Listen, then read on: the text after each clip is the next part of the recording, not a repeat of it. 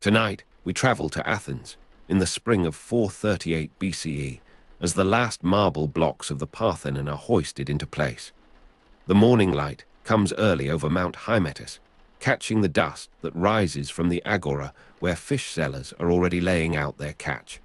It is the spring of 438 BCE in Athens, and the city has been rebuilding itself for several decades, since the Persian destruction of 480 BCE.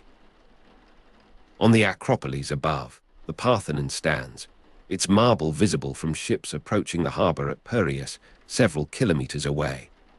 You are standing at the rail of a merchant galley in the spring of 438 BCE, and the morning haze is lifting across the Saronic Gulf to reveal the limestone mass of the Athenian Acropolis rising from the plain like a ship's prow above a grey sea of terracotta roofs. The vessel has carried you from Delos, where the treasury of the Delian League was reportedly housed, until 454 BCE, when the Athenians moved those sacred funds to their own city.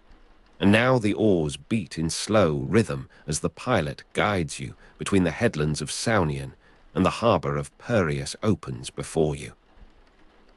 The wind carries the smell of pine resin from torches that burned through the night on the sacred rock above, for the builders work even in darkness now, driven by the urgency of a city that remembers what it lost.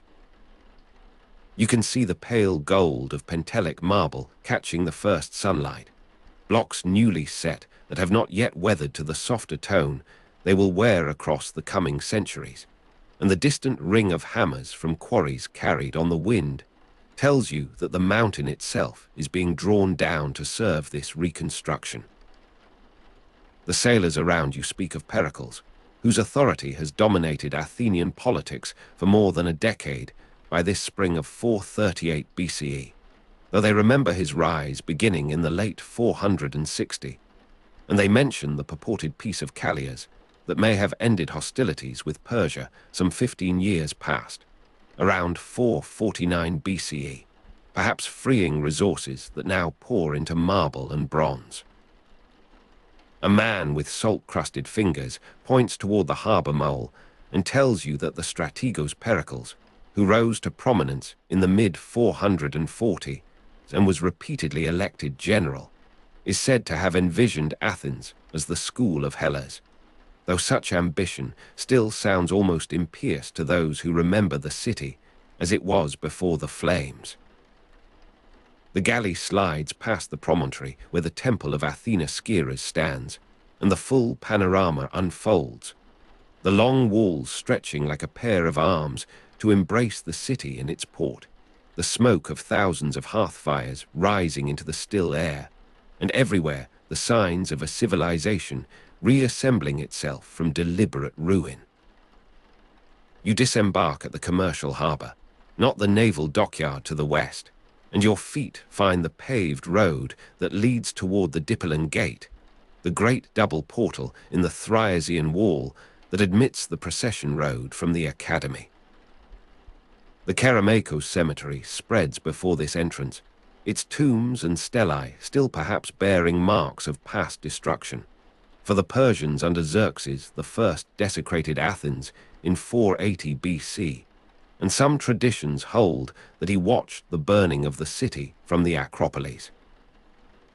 The older temple of Athena, the so-called pre-Parthenon, had stood upon that rock since the mid-6th century, its porous limestone walls and marble sculptures testament to the ambition of the rulers who preceded the democracy. And in 480 BCE, the Persian forces under Xerxes I destroyed that temple, shattering the columns and firing the wooden beams, though the sacred olive tree at its heart reportedly survived the conflagration. Yet the tree had sent a new shoot within days, the priest said, and that miracle still sustained the faith of those who now rebuilt. The road is crowded with carts bringing pottery from the workshops that give the Kerameikos its name, and with them come the dead of the city in their funeral processions, winding between the mounds of the public graves where the war casualties of generations lie in communal honor. You pass a group of women in mourning dress, their shawls drawn across their faces, and the sound of their ritual lament mingles with the creak of wheels and the braying of donkeys. Dust rises from the unpaved margins of the thoroughfare, and in the sunbeams that penetrate the plane trees lining the route, you can see that dust suspended like the motes in a half-rebuilt colonnade, each particle catching light that has not yet learned to filter through finished roofs. The taste of well water drawn from a city still marked by fire lingers in your mouth, a faint mineral sharpness that speaks of aqueducts repaired in haste and cisterns scoured of ash. Through the Dipolon gate itself, the city proper enfolds you, and the sensory assault of rebuilding strikes with full force.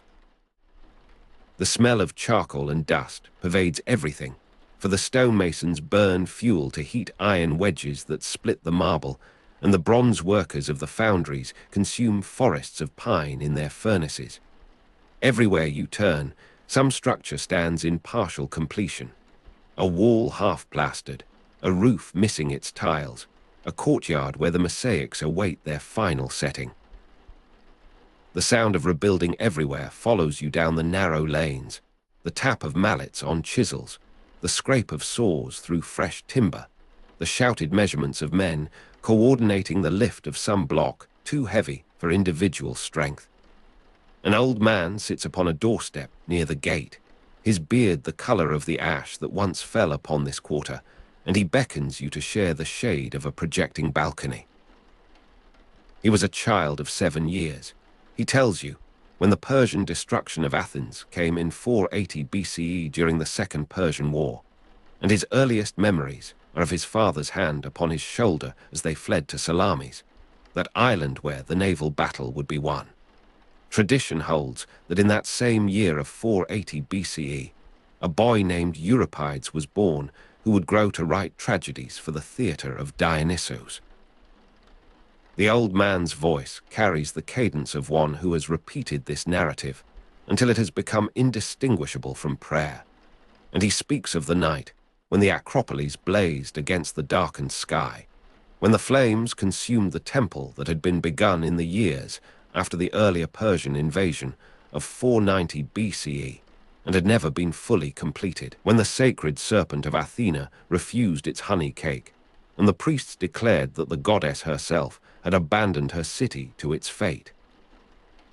His eyes, clouded with the film of age, seemed to see not your face, but the flames of 58 years past, and his fingers trace patterns in the dust upon his cloak, as if mapping the streets that no longer exist, the houses that were razed and rebuilt upon altered foundations.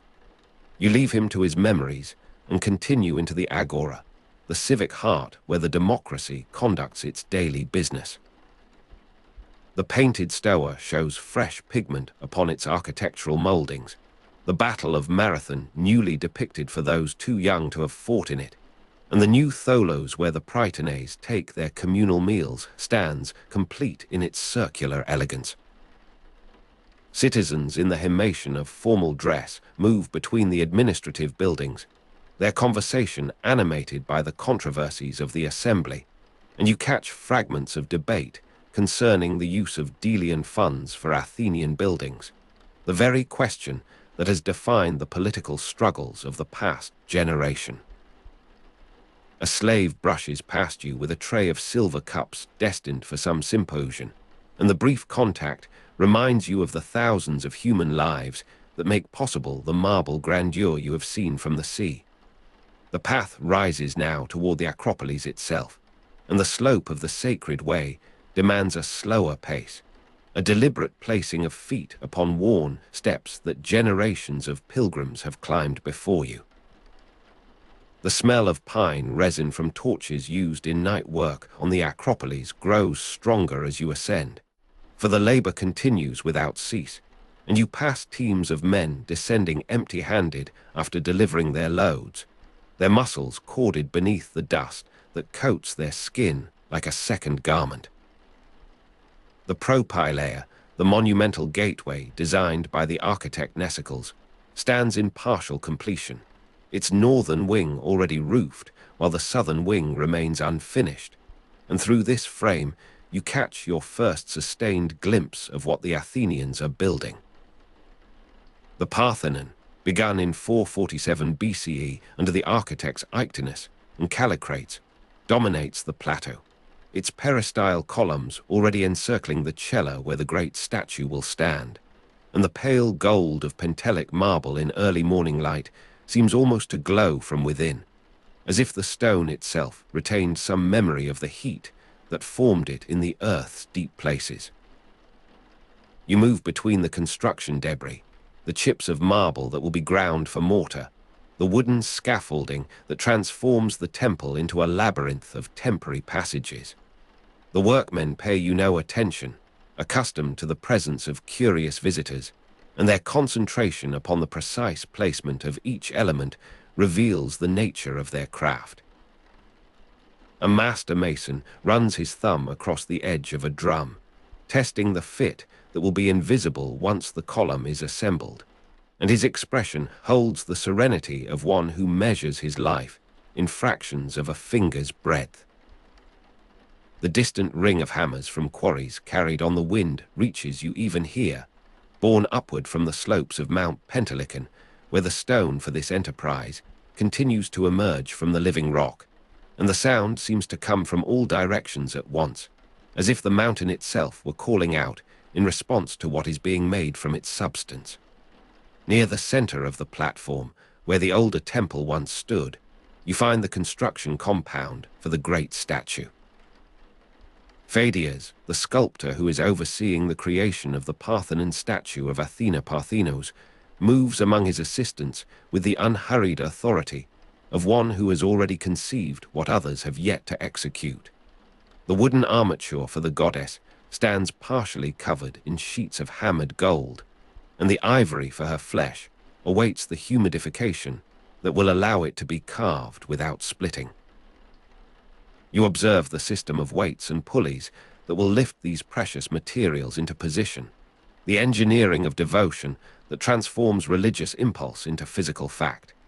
The construction period of the new buildings on the Acropolis under Pericles' building program, from 447 BCE to 46 BCE, encompassed more than the lifespan of many who labored there, and the continuity of purpose across generations seems present in every careful gesture.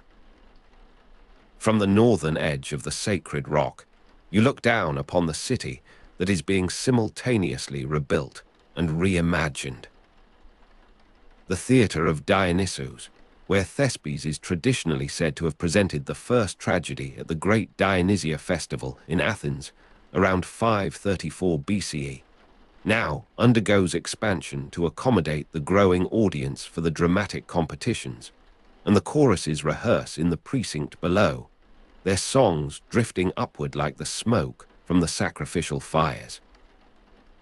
The Odeon of Pericles, traditionally said to have had a roof imitating the tent of Xerxes, stands as a reminder that victory transforms even the instruments of enemy pride into monuments of native achievement.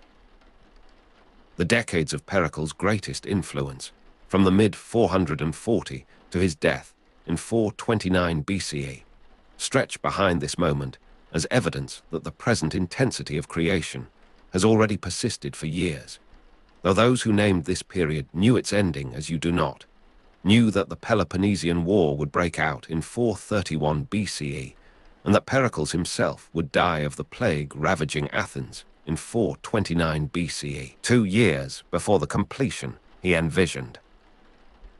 The afternoon light shifts across the construction site, and the pale gold of Pentelic marble has warmed to a deeper tone that speaks of the hours passing. You descend by the eastern stair, passing the sanctuary of Agoros, where the young Athenians receive their first armor, and find yourself in the streets below the Acropolis, where the ordinary life of the city proceeds in ignorance of the marble glory above. A woman draws water from the public fountain house, and the taste of well water drawn from a city still marked by fire returns to your awareness as you accept her offer to drink.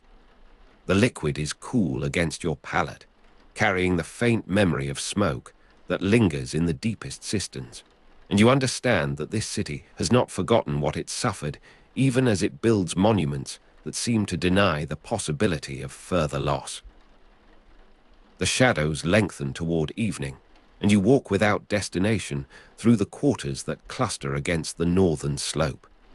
In a small triangular plaza, a group of young men debate the nature of justice, their voices rising and falling in the pattern that will characterize Athenian intellectual life for generations to come. One among them, perhaps, is the boy Socrates, born in 470 BCE in Alope, a deme of Athens, though he would be barely 32 in this year, and more likely to be found in his father's stoneworking shop than in philosophical discussion. Yet the atmosphere of questioning, of relentless examination beneath the surface of conventional opinion, already permeates the city's discourse, and you sense that the buildings rising upon the Acropolis represent only the most visible manifestation of a transformation that occurs also in minds and conversations. The sound of rebuilding everywhere has begun to diminish as the light fails, the masons ceasing their labor and the foundries damping their fires for the night. You find yourself upon the Panathenaic Way, the processional route that will carry the sacred robe to the goddess in the summer festival, and the empty street seems to await the crowds that will fill it in seasons to come.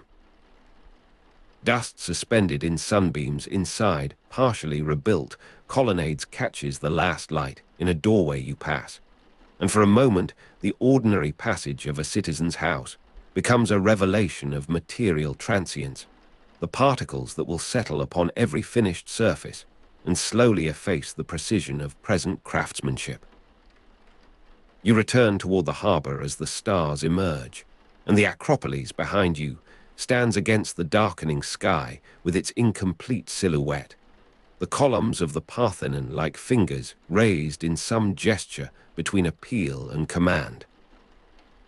The sacred rock holds its constellation of flames, each torch marking a point where human hands continue to shape the material of divine aspiration, and the pale gold of Pentelic marble has given way to a softer luminescence, the stone reflecting fire rather than sun, asserting its presence in darkness as a promise of what the completed vision will offer to coming days. The harbor of Piraeus receives you with its eternal murmur of water against hulls, the creak of mooring lines, the subdued voices of those who live upon the water and measure time by tides rather than civic calendars. You find a place upon the mole where the land's end meets the sea's beginning, and the taste of well water drawn from a city still marked by fire mingles with the salt upon your lips. The construction you have witnessed will continue across the remaining years of peace. The Parthenon will receive its goddess within months, the Propylaea will achieve its final form, and the theatre will resound with the words of Euripides, born on Salamis in the very year of destruction, and with the questions of Socrates, born in Alope 15 years later, whose death will mark the passing of this Athenian moment into the custody of memory. The water moves against the stone beneath you. The stars turn in their ancient pattern. The city behind you breathes with the slow rhythm of those who labor and those who dream, and the night work continues upon the height where Athena waits to receive her new house. The wind carries the last faint suggestion of pine resin across the water. The haze that lifted this morning now returns, softening the distinction between sea and sky, between the accomplished and the yet to come. The galley that brought you waits at its mooring. The oars rest in their locks. The harbor settles into the stillness that precedes full darkness, and the distant glow upon the Acropolis gradually becomes the only landmark visible against the merging horizons. The water is cool. The stone is warm from the day's heat. The night deepens around you, and the city continues its long becoming. The Agora in the morning you are walking through the gate at the Kerameikos before the sky has fully brightened, and the path beneath your sandals is still damp with the night's residue. Around you, the walls of Athens rise in their rough limestone courses, and the early air carries the mineral scent of dust, not yet stirred by the day's commerce. The road narrows as you pass the Potter's Quarter, where kilns in the Kerameikos district have cooled through the dark hours, their brick domes faintly warm to a passing hand. Shapes move in the half-light, apprentices already bearing fired cups from the workshops, their footsteps soft on the packed earth. You are entering the Agora, the commercial, political, and social heart of classical Athens, and the morning unfolds before you with the deliberate patience of a city remembering its purpose. The light comes slowly, a pale gold that seems to emerge from the stone itself rather than from any single point in the eastern sky. Dust rises from unpaved pathways, coating sandaled feet in a fine pale film that will darken by noon. A dog scratches at a doorway and settles again. The first merchants have begun to claim their spaces, spreading woven mats on the ground or unlatching portable wooden stalls. The particular green of fresh garlands being woven for afternoon sacrifices catches this tentative light, ivy and myrtle laid out in baskets where a priest's assistant works with methodical fingers. The garlands smell of sap and crushed leaf, a vegetal sharpness that will linger in the warming air. You are standing at the harbour at dawn, or rather at the harbour's echo here in the marketplace, where the fishmonger is laying out mullet and sea bream on marble slabs before full light has reached the central square. The brackish smell of fresh fish mixed with the metallic tang of copper coins establishes itself as the day's first dominant note. Water still gleams on the silver scales, and the marble slabs, brought from quarries on Mount Pentelicon, hold their chill against the gradual warming. The fishmonger arranges his catch with the gravity of a man who knows that the housewives and cooks approaching from the residential districts will judge his standing by this display. His hands are scored with old knife cuts, and he wipes them on a length of undyed wool before beginning to call his prices in a voice that carries without shouting. The Panathenaic Way crossed the Agora diagonally, used for the great procession to the Acropolis, and its worn track is visible even now as a paler ribbon through the darker earth. You can trace its angle with your eyes, imagining the robe of Athena carried along this route in the grand festival, the peplous spread between poles like a sail of woven narrative. The stones of the way have been polished by generations of feet, and the dust is thickest here where traffic has been heaviest through centuries. A donkey passes, laden with pithoi of wine from a vineyard in Attica's inland hills, and the animal's hooves strike a particular rhythm against the compacted surface. The cool shadow of the Stoas, after the exposed heat of the central square, offers itself as a promise not yet required, for the sun has not climbed to its full summer strength. Yet already the architecture arranges itself in relation to this future need. The Agora's Stoas provided shaded walkways for conversation and transaction, and their columns are beginning to emerge from the general dimness as distinct vertical elements, Doric above and Ionic sometimes below, the optical refinements of intarses barely perceptible to a waking eye. You move toward the northern side, where the Stoa of Attalos, though built later in the 2nd century BCE, gives archaeological evidence of the Stoa structure where philosophers later gathered, and where even now, in this earlier morning, the precedent of sheltered discourse is being established. A potter's apprentice carrying fired cups from the Kerameikos kiln district passes, close enough that you can smell the faint acridity of the firing still clinging to the glazed surfaces. The cups are black figurewares, the painted silhouettes of warriors and symposium scenes still slightly tacky to the touch, the slip not fully hardened in the cooling kiln air. Athenian pottery workshops in the Kerameikos district produced black figure and red figure wares throughout the 5th century BCE, and the transition between these techniques is visible in the varying styles this apprentice balances in his carrying crate.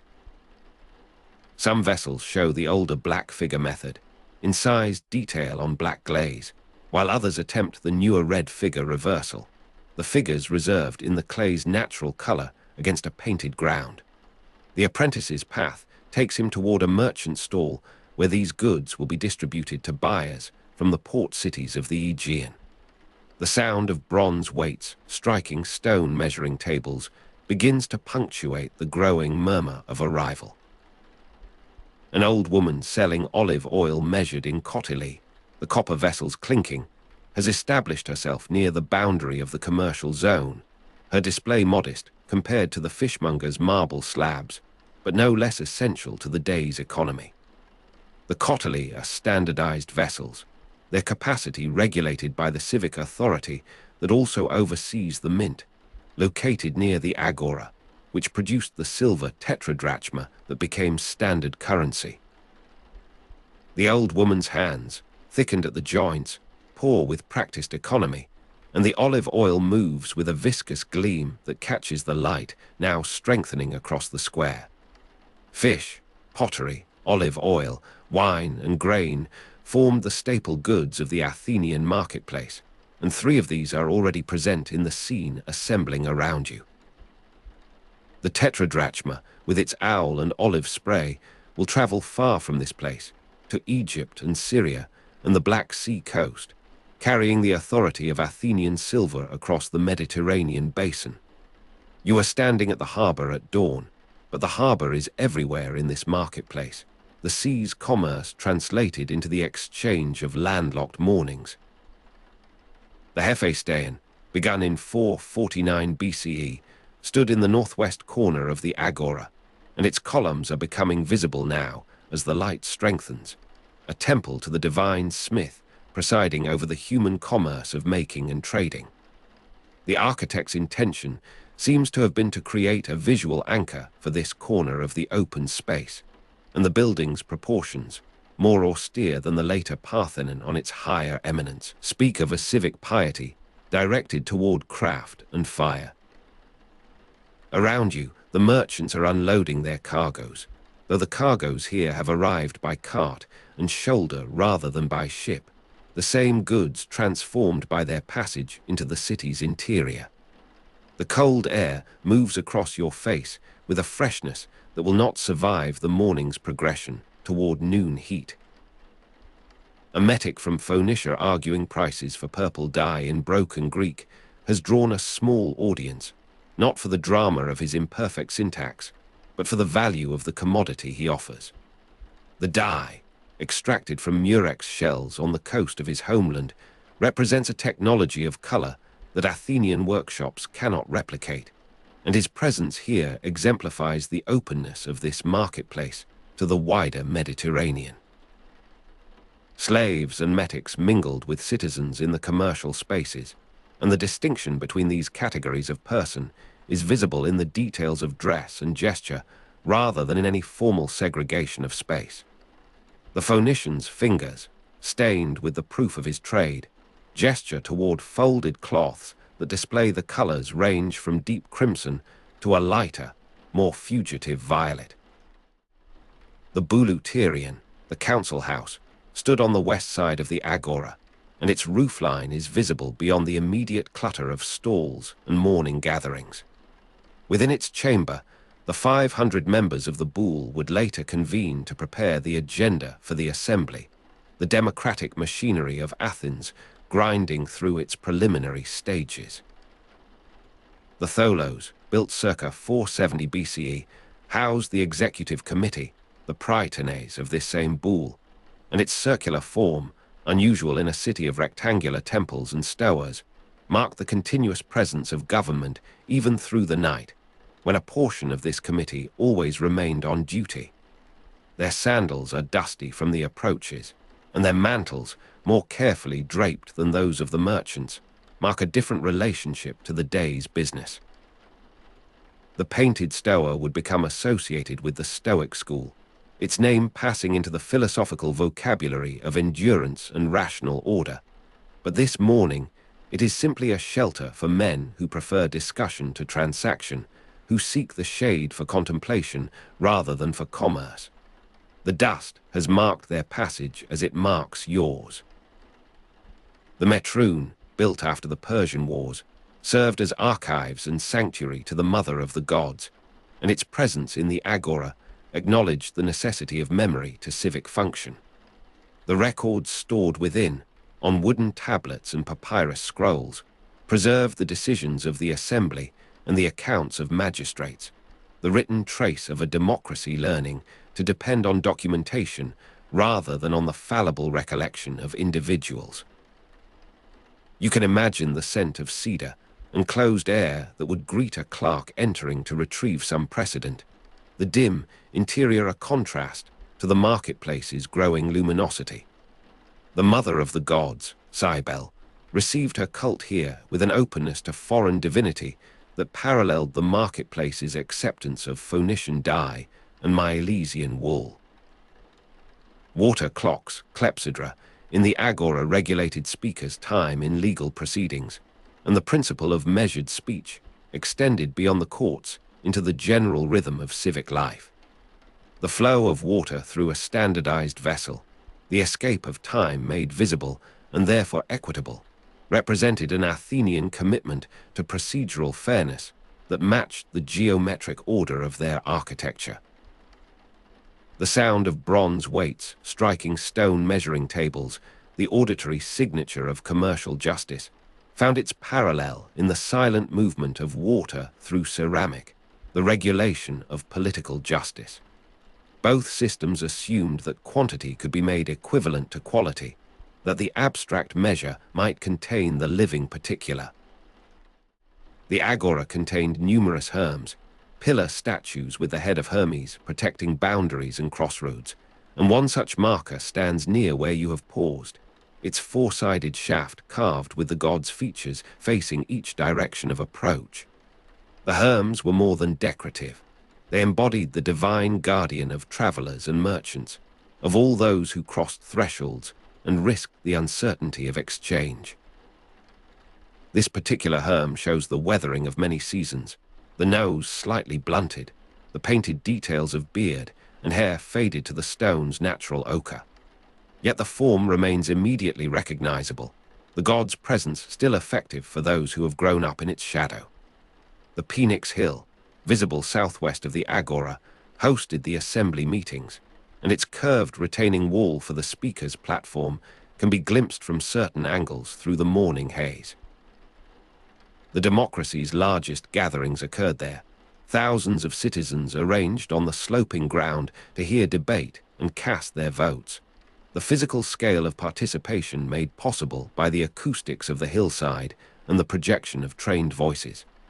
From the Agora, the transition between marketplace and assembly place was a short walk, a continuity of civic space that encouraged the movement from private interest to public deliberation. You are walking through the gate at the Kerameikos, though you have long since passed that threshold, and the morning has accumulated its details around you like sediment. The fishmonger has completed his arrangement of mullet and sea bream on marble slabs, and the first customers have begun their examination of his goods, pressing flesh for firmness, lifting gills to check the color beneath. The brackish smell of fresh fish now competes with the aroma of bread from a nearby stall, the round loaves still warm from the communal oven where they were baked under the supervision of a public slave. The multiplicity of Athenian appetites, their insistence on variety within a relatively narrow range of staples, manifests in these simultaneous offerings. The Stoa of Atalos, though built later, gives archaeological evidence of the Stoa structure where philosophers later gathered, and its two-storied form, reconstructed in modern times, preserves the scale and proportion that would have obtained in earlier centuries. The ground floor, with its colonnade and rear chambers, offered space for shops and offices, while the upper level, reached by staircases at either end, provided additional covered walkway. This vertical doubling of usable space represented an efficient response to the pressure of population and commerce in a confined area, the architectural imagination solving problems that the city's growth had created. An old woman selling olive oil measured in kottali has completed her first transactions, the copper vessels clinking as she rinses them in a basin of water brought from the fountain house. Her method of measurement, the controlled pour from a larger storage amphora into the standardized cottle, demonstrates the interplay between household practice and civic regulation that characterized Athenian commerce. The olive oil, golden in the strengthening light, carries with it the labor of harvest and press, the autumnal moment when the fruit was beaten from the trees and ground to paste in the stone mills. This temporal layering, the presence of past seasons in present transactions, is part of the marketplace's continuous depth. The Panathenaic Way crossed the Agora diagonally, and you follow its worn track for a distance, feeling the slight depression of ancient passage beneath your feet. The way was sacred as well as practical, the route of the Peplos procession that culminated in the dressing of Athena's ancient olive-wood statue on the Acropolis. Even now, in this ordinary morning, the diagonal path asserts a meaning beyond mere connection of points, a ceremonial geometry that the city's planners acknowledged in their arrangement of buildings and boundaries. The dust is thickest along this route, the compaction of centuries having created a surface that yields its own particular cloud with each disturbance. The mint, located near the Agora, produced the silver tetradrachma, and the security of this operation was maintained by public slaves working under the supervision of elected officials.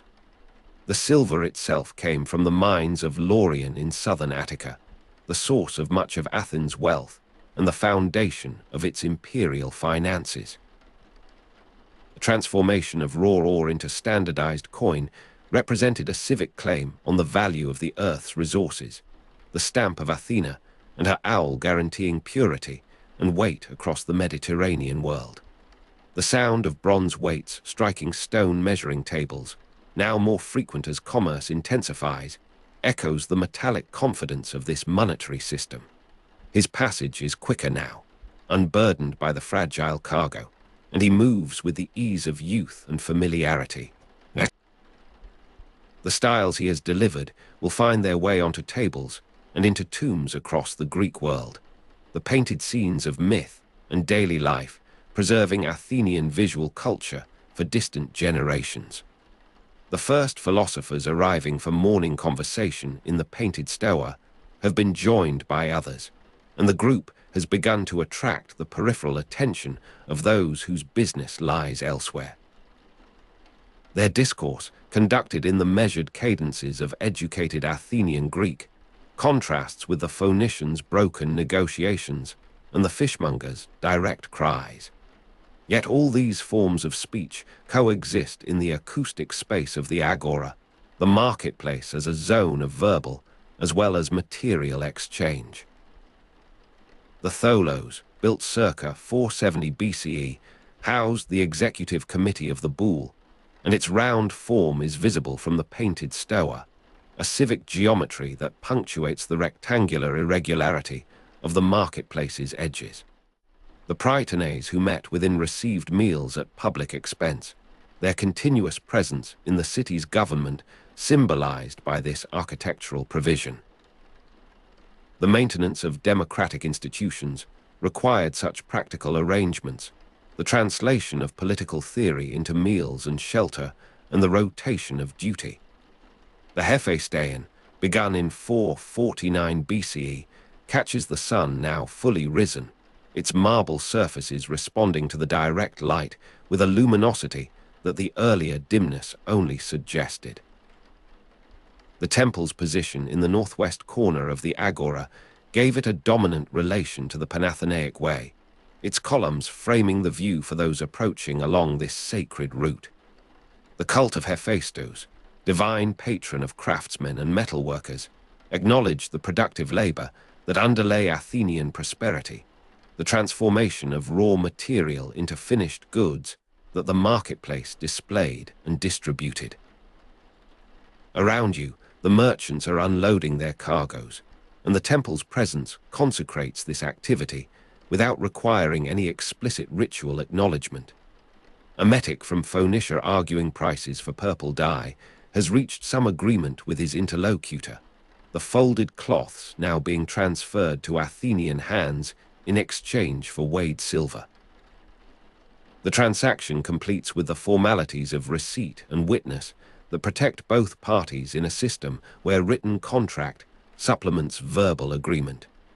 The brackish smell of fresh fish now mingles with the faint marine scent of the dye itself, the murex extraction retaining something of its origin even in the finished product. Her movements, the replenishment of incense and the straightening of votive offerings, continue the ritual maintenance that keeps the divine present in civic space. The archives within, the accumulated decisions and accounts of generations, preserve a different kind of presence, the continuity of institutional memory that democracy required. The cold air moves across your face as you pass near this structure, a breeze that seems to originate from its shaded interior rather than from any natural direction. Water clocks in the Agora regulated speaker's time, and the principle of measurement extends to the morning's progression, the sun's ascent now visible as movement across the Stoa's columns. The shadow of a single Doric shaft has shifted perceptibly since your arrival, the temporal indication that these architectural forms provide without any explicit intention. The Pnyx hill, visible southwest of the Agora, awaits its afternoon orators, the retaining wall for the Bema still empty of the crowd that will later assemble. The democracy's rhythm alternated between marketplace and assembly, between the dispersed negotiations of commerce and the concentrated deliberation of political decision. This morning belongs to the Agora, to the fish and the oil and the pottery and the dye, to the philosophers in their shaded Stoa and the old woman with her measured cotyle. You are standing at the harbour at dawn, though the harbour is now fully the Agora, the transition complete in the warming hours. The dust has settled on your mantle, a pale record of your passage through this space. The Agora contained numerous herms protecting boundaries and crossroads, and you have passed several in your wandering, each one a slightly different carving, a slightly different weathering, yet all recognizably the same divine presence. The herms mark the marketplace as a zone of Hermes' protection, the god of exchange and messenger between realms presiding over the transformations of value that commerce enacted. The Bouleuterion, the council house, stood on the west side, and its interior would later fill with the 500 councillors, their preliminary debates shaping the questions that would reach the larger assembly. The building's architecture, with its ascending rows of seats, anticipated the larger theatre of the Pnyx, the democratic principle of visible and audible participation scaled to different constituencies. You can imagine the murmur of preparation from within, the sorting of documents, and the establishment of order before the formal session begins.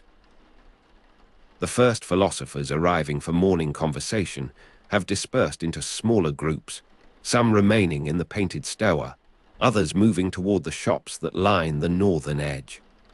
Their discourse, begun in general terms, has fragmented into particular applications, the ethical and metaphysical questions of their school finding exemplification in the visible commerce around them. The copper vessels clinking as they are filled and emptied, rinsed and refilled, create a percussion that accompanies the visual activity of their stall.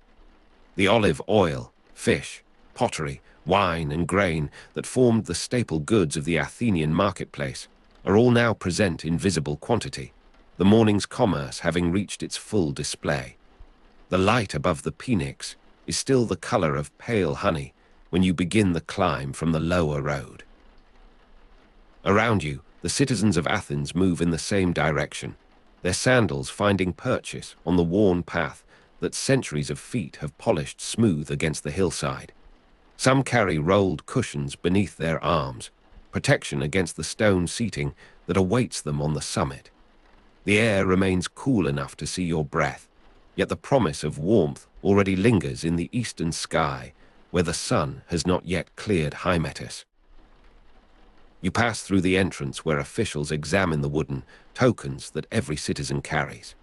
The scrape of thousands of panakia being checked at entry creates a rhythm like dry leaves stirred by autumn wind, each small rectangle of wood confirming a name, a deme, a status earned through registration and age. The sound continues behind you as more men arrive, the queue lengthening down the slope while the sky gradually shifts from grey to rose. The Pnyx hill reveals itself as you reach the top, a natural amphitheatre carved by geology rather than design, though human hands have shaped what nature provided. In Pericles' time, a simple retaining wall holds back the earth above the speaker's platform, creating the flat space where the assembly will gather. You find your place on the sloping stone, the cushion unrolling beneath you with a whisper of fabric against rock. The cold surface seeps through even this padding, a reminder that democratic participation demands physical endurance as well as civic commitment. The water clock stands near the bema where orators will speak, its attendant already moving between the fountain house and the speaking platform. You watch as the vessel is filled, the water clear and steady, drawn from the same public source where citizens will later slake their thirst during debates that stretch across the morning. The liquid rises to the marked line, the mechanism simple and ancient, its purpose to limit the words of any single voice in favor of many voices heard. The herald's staff strikes the stone 3 times, and the murmur of 6,000 citizens gradually subsides into a silence that holds its own texture, the breathing of thousands, the shifting of bodies on stone, the distant call of a crow somewhere beyond the city walls. The Athenian democracy was founded on principles of popular sovereignty and majority decision, and this principle now manifests in the physical gathering of bodies on this hill, the ecclesia assembled in its full capacity of approximately 6,000 citizens.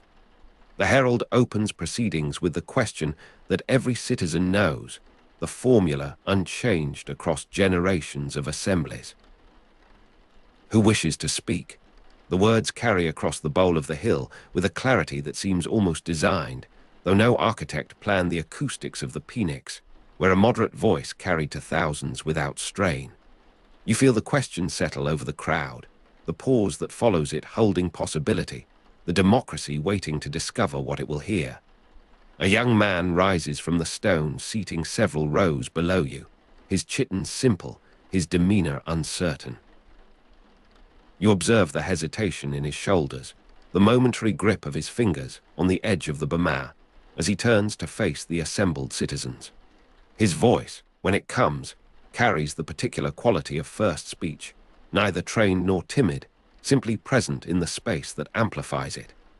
The young citizen speaking for the first time finds his words traveling farther than he expected, his voice carrying in the bowl of the hill to reach men he cannot see in the growing light.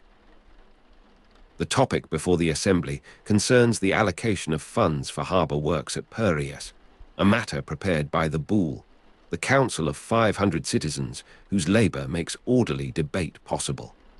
50 members from each tribe serve as prytanes for a tenth of the year, and these presiding officers now ensure that the young speaker addresses the actual question rather than wandering into general complaint.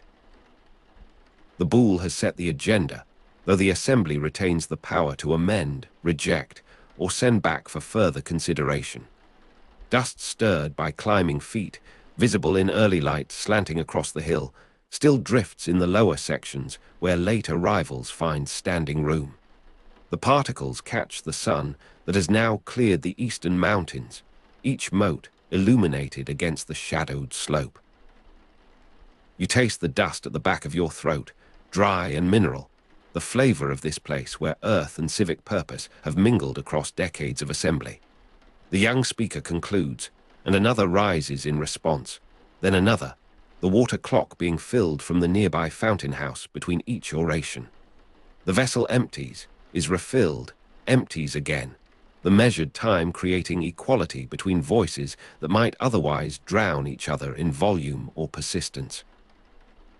Serious cases allowed several amphora fillings, though this morning's business seems unlikely to require such extended debate. The water flows, the speakers speak, and you feel the particular sensation of collective attention, thousands of minds directed toward the same words, the same decisions to be made. The taste of well water drunk from public fountains during long debates comes to you from memory, not present thirst. The cool liquid carrying the faint iron of the pipes that convey it from deep sources. You have drunk from those fountains before, will drink again before this assembly disperses. The public infrastructure of democracy extending even to the bodily needs of its participants. The fountains stand as evidence of collective provision, the city maintaining what individual households could not sustain alone. Pericles introduced payment for jury service and public office, enabling poor citizens to participate, and this innovation now manifests in the faces around you, the assembly not limited to those whose wealth freed them from labor. The citizen beside you bears the rough hands of a stoneworker, the man beyond him the weathered complexion of a sailor returned from fleet service. The navy, with its thousands of citizen rowers, became a democratizing force in Athenian society, and these same rowers now sit on the Pnyx, their experience of collective labor at sea translating into collective decision on land. The debate continues, voices rising and falling, the water clock marking its intervals. You observe how the light has changed, the early slant becoming more direct, the heat of sun-warmed stone seats against bare thighs in summer assemblies beginning to make itself known even in this spring gathering. The stone absorbs what the sun offers, returning it to the bodies seated upon it, the physical discomfort a minor tax upon civic engagement. The question before the assembly shifts now to a matter of greater weight, the alliance with a city whose loyalty to the Delian League has wavered. The Athenian Empire, as head of the Delian League, extended democratic influence across the Aegean, though this extension carried with it complexities that the current debate must navigate. Citizens over 18 registered in their demes, full rights coming at 20, and those present now exercise these rights in determining the fate of distant populations whose own political arrangements bear the imprint of Athenian power. A quorum of 6,000 was required for certain decisions, including ostracism, and the presiding officers have verified that today's attendance meets this threshold. Ostracism, introduced in the early years of the 5th century, allowed citizens to vote for 10-year exile of individuals, and though no such vote is scheduled for this session, the mechanism exists, a silent possibility within the constitutional arrangements. You consider how this power has been exercised across the decades, the names of the ostracized part of civic memory, their absence shaping what the remaining citizens might become. The debate on the alliance reaches its conclusion, the herald calling for decision. You feel the movement around you before you see it, the physical sensation of thousands of raised hands blocking the morning sun, arms extending upward in the cherotonia that determines this matter. The shadow of these raised limbs creates a pattern on the slope, momentary architecture of flesh and bone, the democracy made visible in gesture. For important matters, secret ballot replaced this show of hands, but this question does not reach that threshold, and the collective will manifest in open display. The presiding officers assess the vote, their eyes moving across the sea of arms, counting what can be counted, interpreting what requires judgment. The sun, momentarily interrupted by your own raised hand and thousands of others, resumes its full illumination as arms descend, the stone seating, returning to its ordinary appearance. The decision is announced, the alliance affirmed with conditions, the collective voice of Athens having spoken through the bodies of its citizens. The assembly met approximately 40 times per year, with additional sessions as needed, and this regular rhythm shapes the civic calendar, the Pnyx drawing citizens upward from the city below at appointed intervals. You know that further sessions await, further climbs, Further stone against flesh, further water measured, and voices heard. The democracy is not a single moment, but a practice sustained across time, the repeated gathering creating habits of participation that outlast any individual assembly. The morning has advanced toward noon when the final items conclude, the herald staff striking stone to signal formal close. The dispersal after a vote begins gradually, conversations continuing down the slope toward the city, the private discussions that public debate has not exhausted. You rise from your cushion, the stone releasing the warmth it has accumulated, your body carrying the imprint of its texture in the brief sensation of blood returning to compressed flesh. The path downward offers a different perspective than the climb, the city of Athens spreading below with its familiar landmarks, the Acropolis visible to the east, the harbor invisible beyond the southern horizon. The citizens around you discuss the decisions made, the speeches heard, the alliances affirmed, and funds allocated. The democracy continues in these descending conversations, the formal assembly generating informal deliberation that will feed into future gatherings. You pass again through the area where the Pnyx were checked. The wooden tokens now return to their carriers, the scrape of thousands of small rectangles of wood still echoing in memory, though the actual sound has ceased.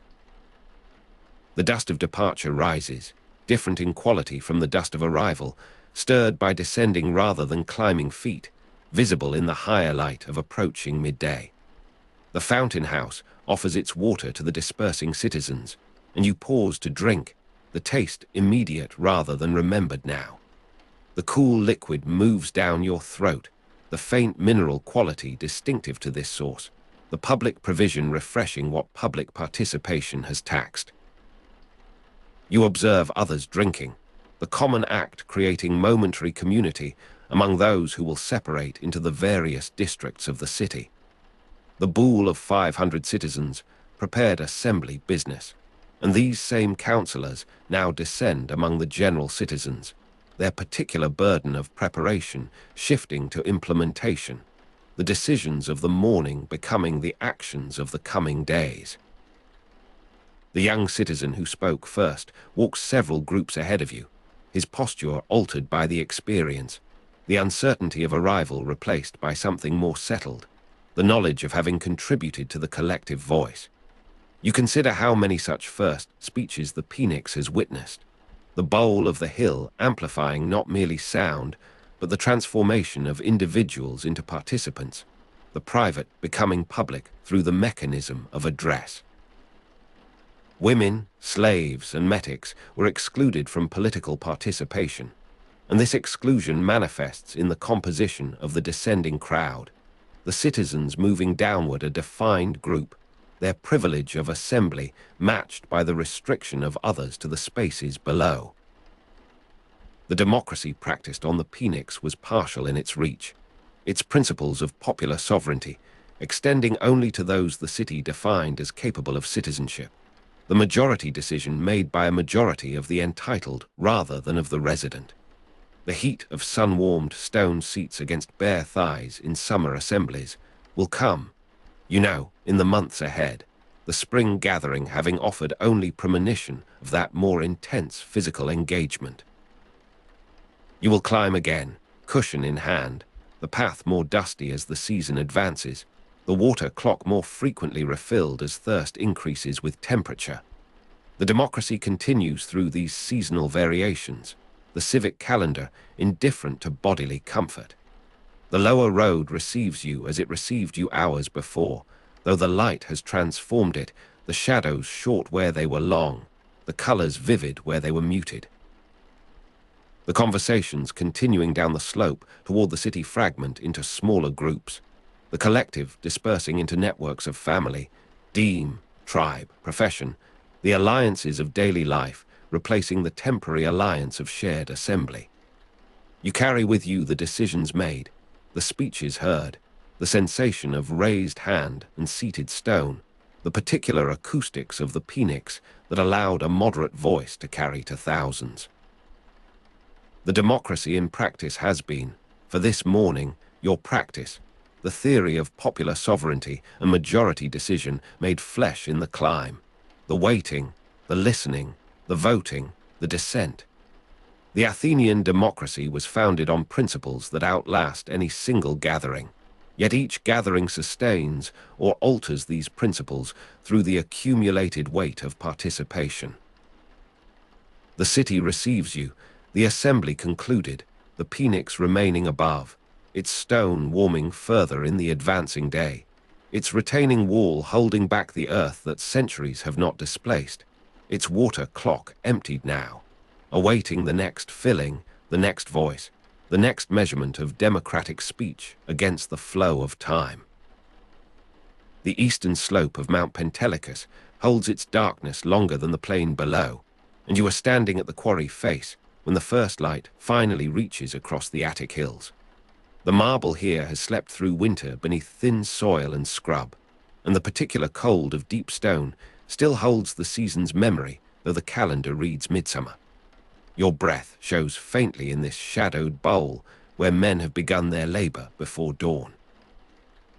The freshly exposed face gleams with a faint gold where the sun touches it, a color that will whiten as the stone dries and ages. But for this hour the rock seems almost luminous from within. Around you, the waste chips of earlier cuts scatter the ground like broken pottery, and the taste of marble dust, alkaline and dry, already coats the back of your throat. The year is 447 BCE, and the Parthenon has begun. Ictinus and Callicrates have drawn the plans under the general direction of Pheidias, whose vision governs not merely the sculpture, but the very proportions of what will rise. The temple they design is a peripteros of Doric order, with 8 columns on the facades and 17 on the sides, a frame of stone that will redefine the skyline of Athens. The ratio of 4:9 governs many of the temple's proportions, reflecting mathematical harmony in the relationship of width to length, of column height to column spacing, of the whole structure to its constituent parts. This is not decoration applied after thought, but thought itself made visible, the harmony of numbers given physical presence. The temple will replace the older Parthenon destroyed by the Persians in 480 BCE, that earlier unfinished building left in ruins when Xerxes' forces departed, and the Acropolis lay blackened. The new construction, begun now in 447 BCE with decorative work continuing until 432 BCE, carries both memory and deliberate surpassing in its stones. The sound of iron wedges driven into marble reaches you from the working face, a rhythmic percussion that marks the labor of separation.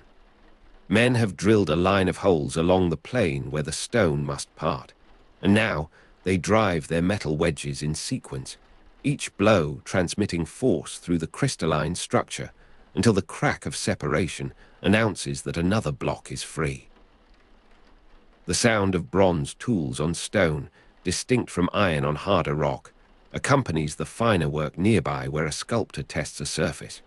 You move closer to the freshly split face and place your palm against it, feeling the particular cold of deep marble, still holding winter's chill at midsummer, against your skin.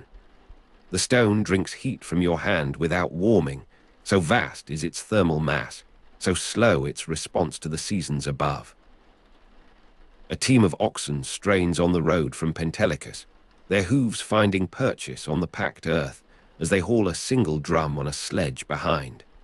The block they pull weighs approximately 10 tons, a cylinder of marble that will become part of a column, and the sledge beneath it has been dressed with pine resin to reduce the friction of movement. You can smell the sharp forest scent cutting through the dust as the animals pass where you stand. The drover walks beside them, speaking low words of encouragement, his voice barely audible above the creak of leather and the scrape of wood on stone.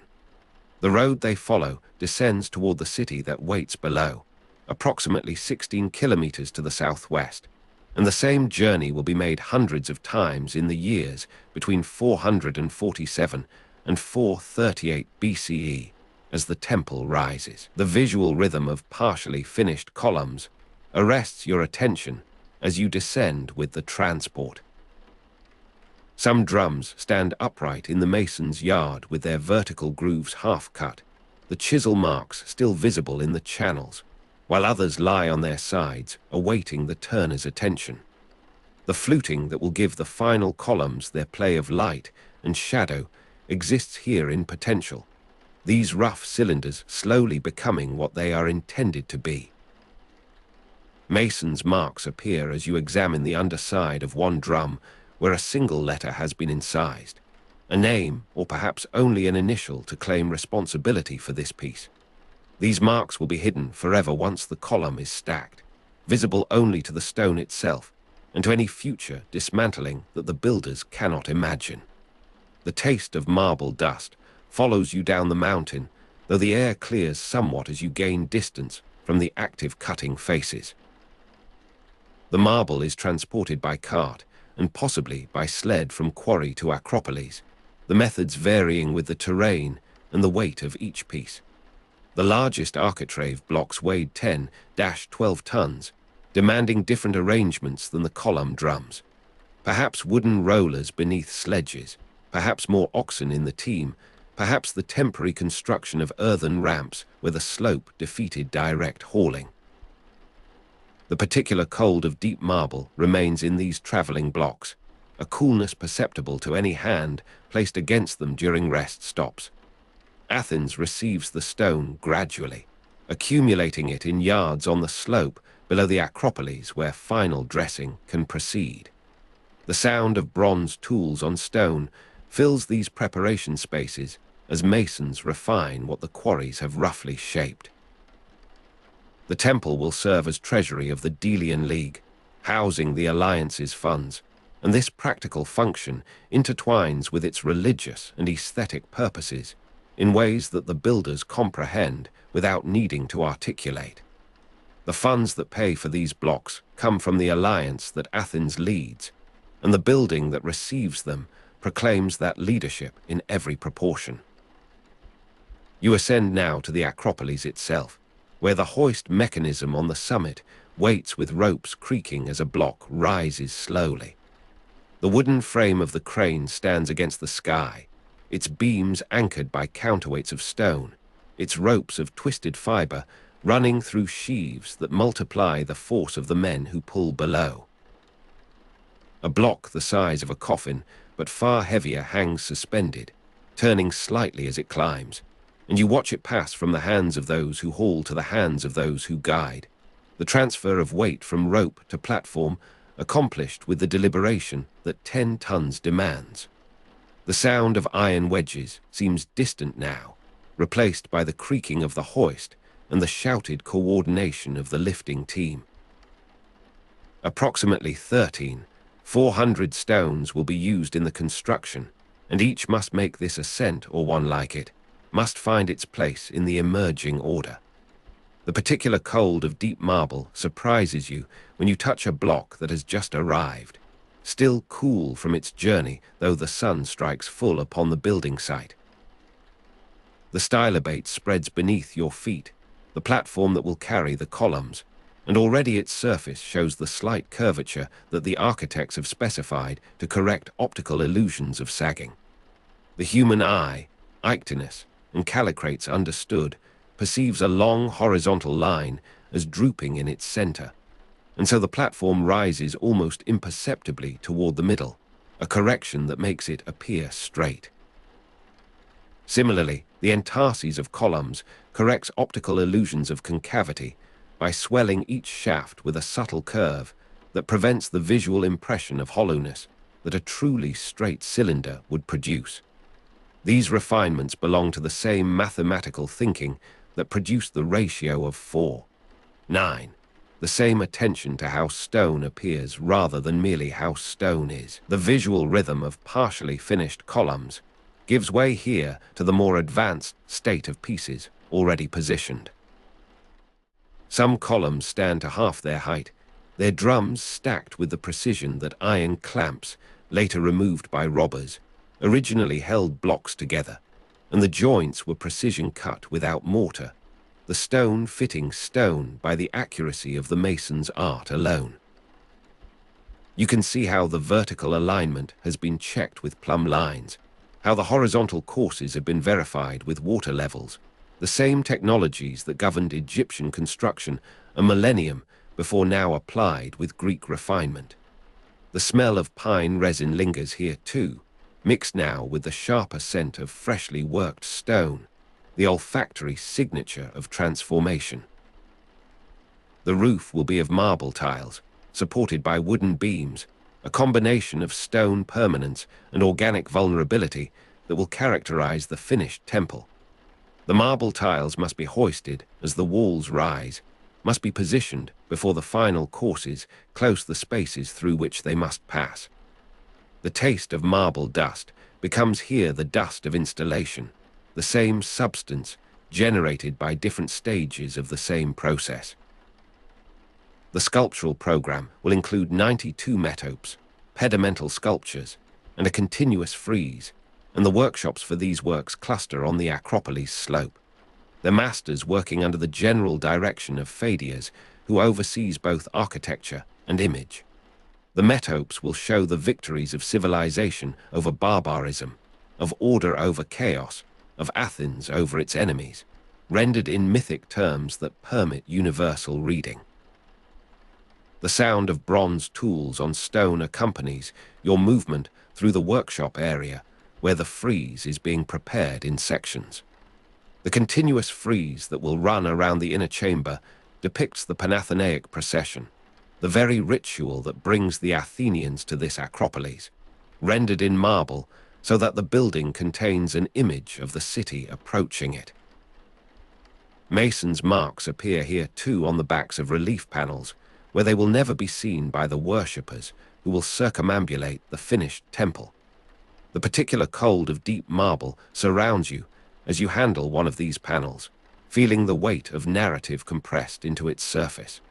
The year advances toward 438 BCE, when the main structure will stand complete, though decorative work continuing, until 432 BCE will occupy the same hands in the same places. The temple is a peripteros of Doric order, with 8 columns on the facades and 17 on the sides, and this colonnade will define the experience of approaching the cella, the rhythm of vertical elements creating a spatial music that the body perceives in walking. You stand at the edge of the construction watching a block descend into position, guided by ropes held by men on either side, lowered by the release of tension in the main cable. The sound of iron wedges belongs to the quarry still, but its echo seems to reach you across the distance, the genesis of every block present in its final placement. The journey of each piece has inscribed upon it a history of effort and attention that the finished building will commemorate without naming. The largest architrave blocks weighed 10-12 tons, and one such piece now hangs in the hoist, its destination the span between 2 columns where it will carry the load of the roof and the meaning of the entablature.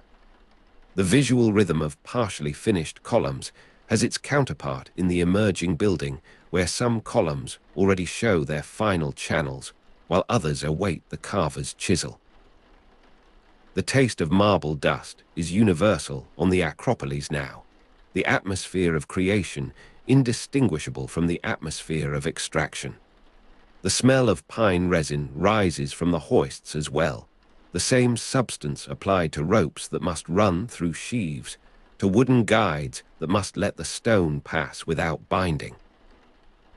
The Parthenon replaced the older Parthenon destroyed by the Persians in 480 BCE, and the new building rises on foundations that incorporate the old, memory built upon memory, in the literal strata of the site. The temple was painted in vivid colors, now entirely faded or weathered, but the traces remain visible in sheltered places where pigment escaped the sun, and the builders around you handle painted fragments with the knowledge of what the whole will become. The particular cold of deep marble greets your touch on a column drum that has stood in place for some months, its temperature now moderated by exposure, but still cooler than the air that surrounds it. The sound of bronze tools on stone continues in the workshop below where the final metopes are being completed, the 92nd perhaps nearing completion as the program approaches its full number. Mason's marks will be sealed forever when the last blocks are placed, the names known only to the stone and to any future archaeology that your present cannot foresee. The iron clamps, later removed by robbers, originally held blocks together, and you can see the channels cut to receive them, the lead that will pour around them to prevent corrosion not yet in place. The joints were precision cut without mortar, and the accuracy of this cutting is tested by the thin blade that a mason slides between courses, seeking any gap that would admit it. The hoist mechanism continues its labor into the afternoon, the sun now high and the shadows short, the pace of work governed by the weight of what must move rather than by the will of those who move it. The taste of marble dust has become the permanent condition of your presence on this site, a mineral film across the tongue that water does not fully remove. The road you descended earlier is now ascending with another load, the same oxen or their replacements straining in the same harness. Mount Pentelicus, approximately 16 kilometers northeast of Athens, continues to yield its stone, the quarry faces retreating into the mountain as the temple consumes what they provide.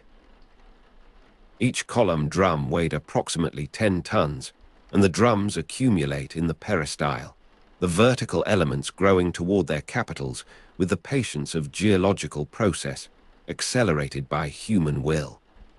The sound of iron wedges reaches you faintly from the distant quarries, a sound that has accompanied the entire project and will continue until the final decorative pieces are freed.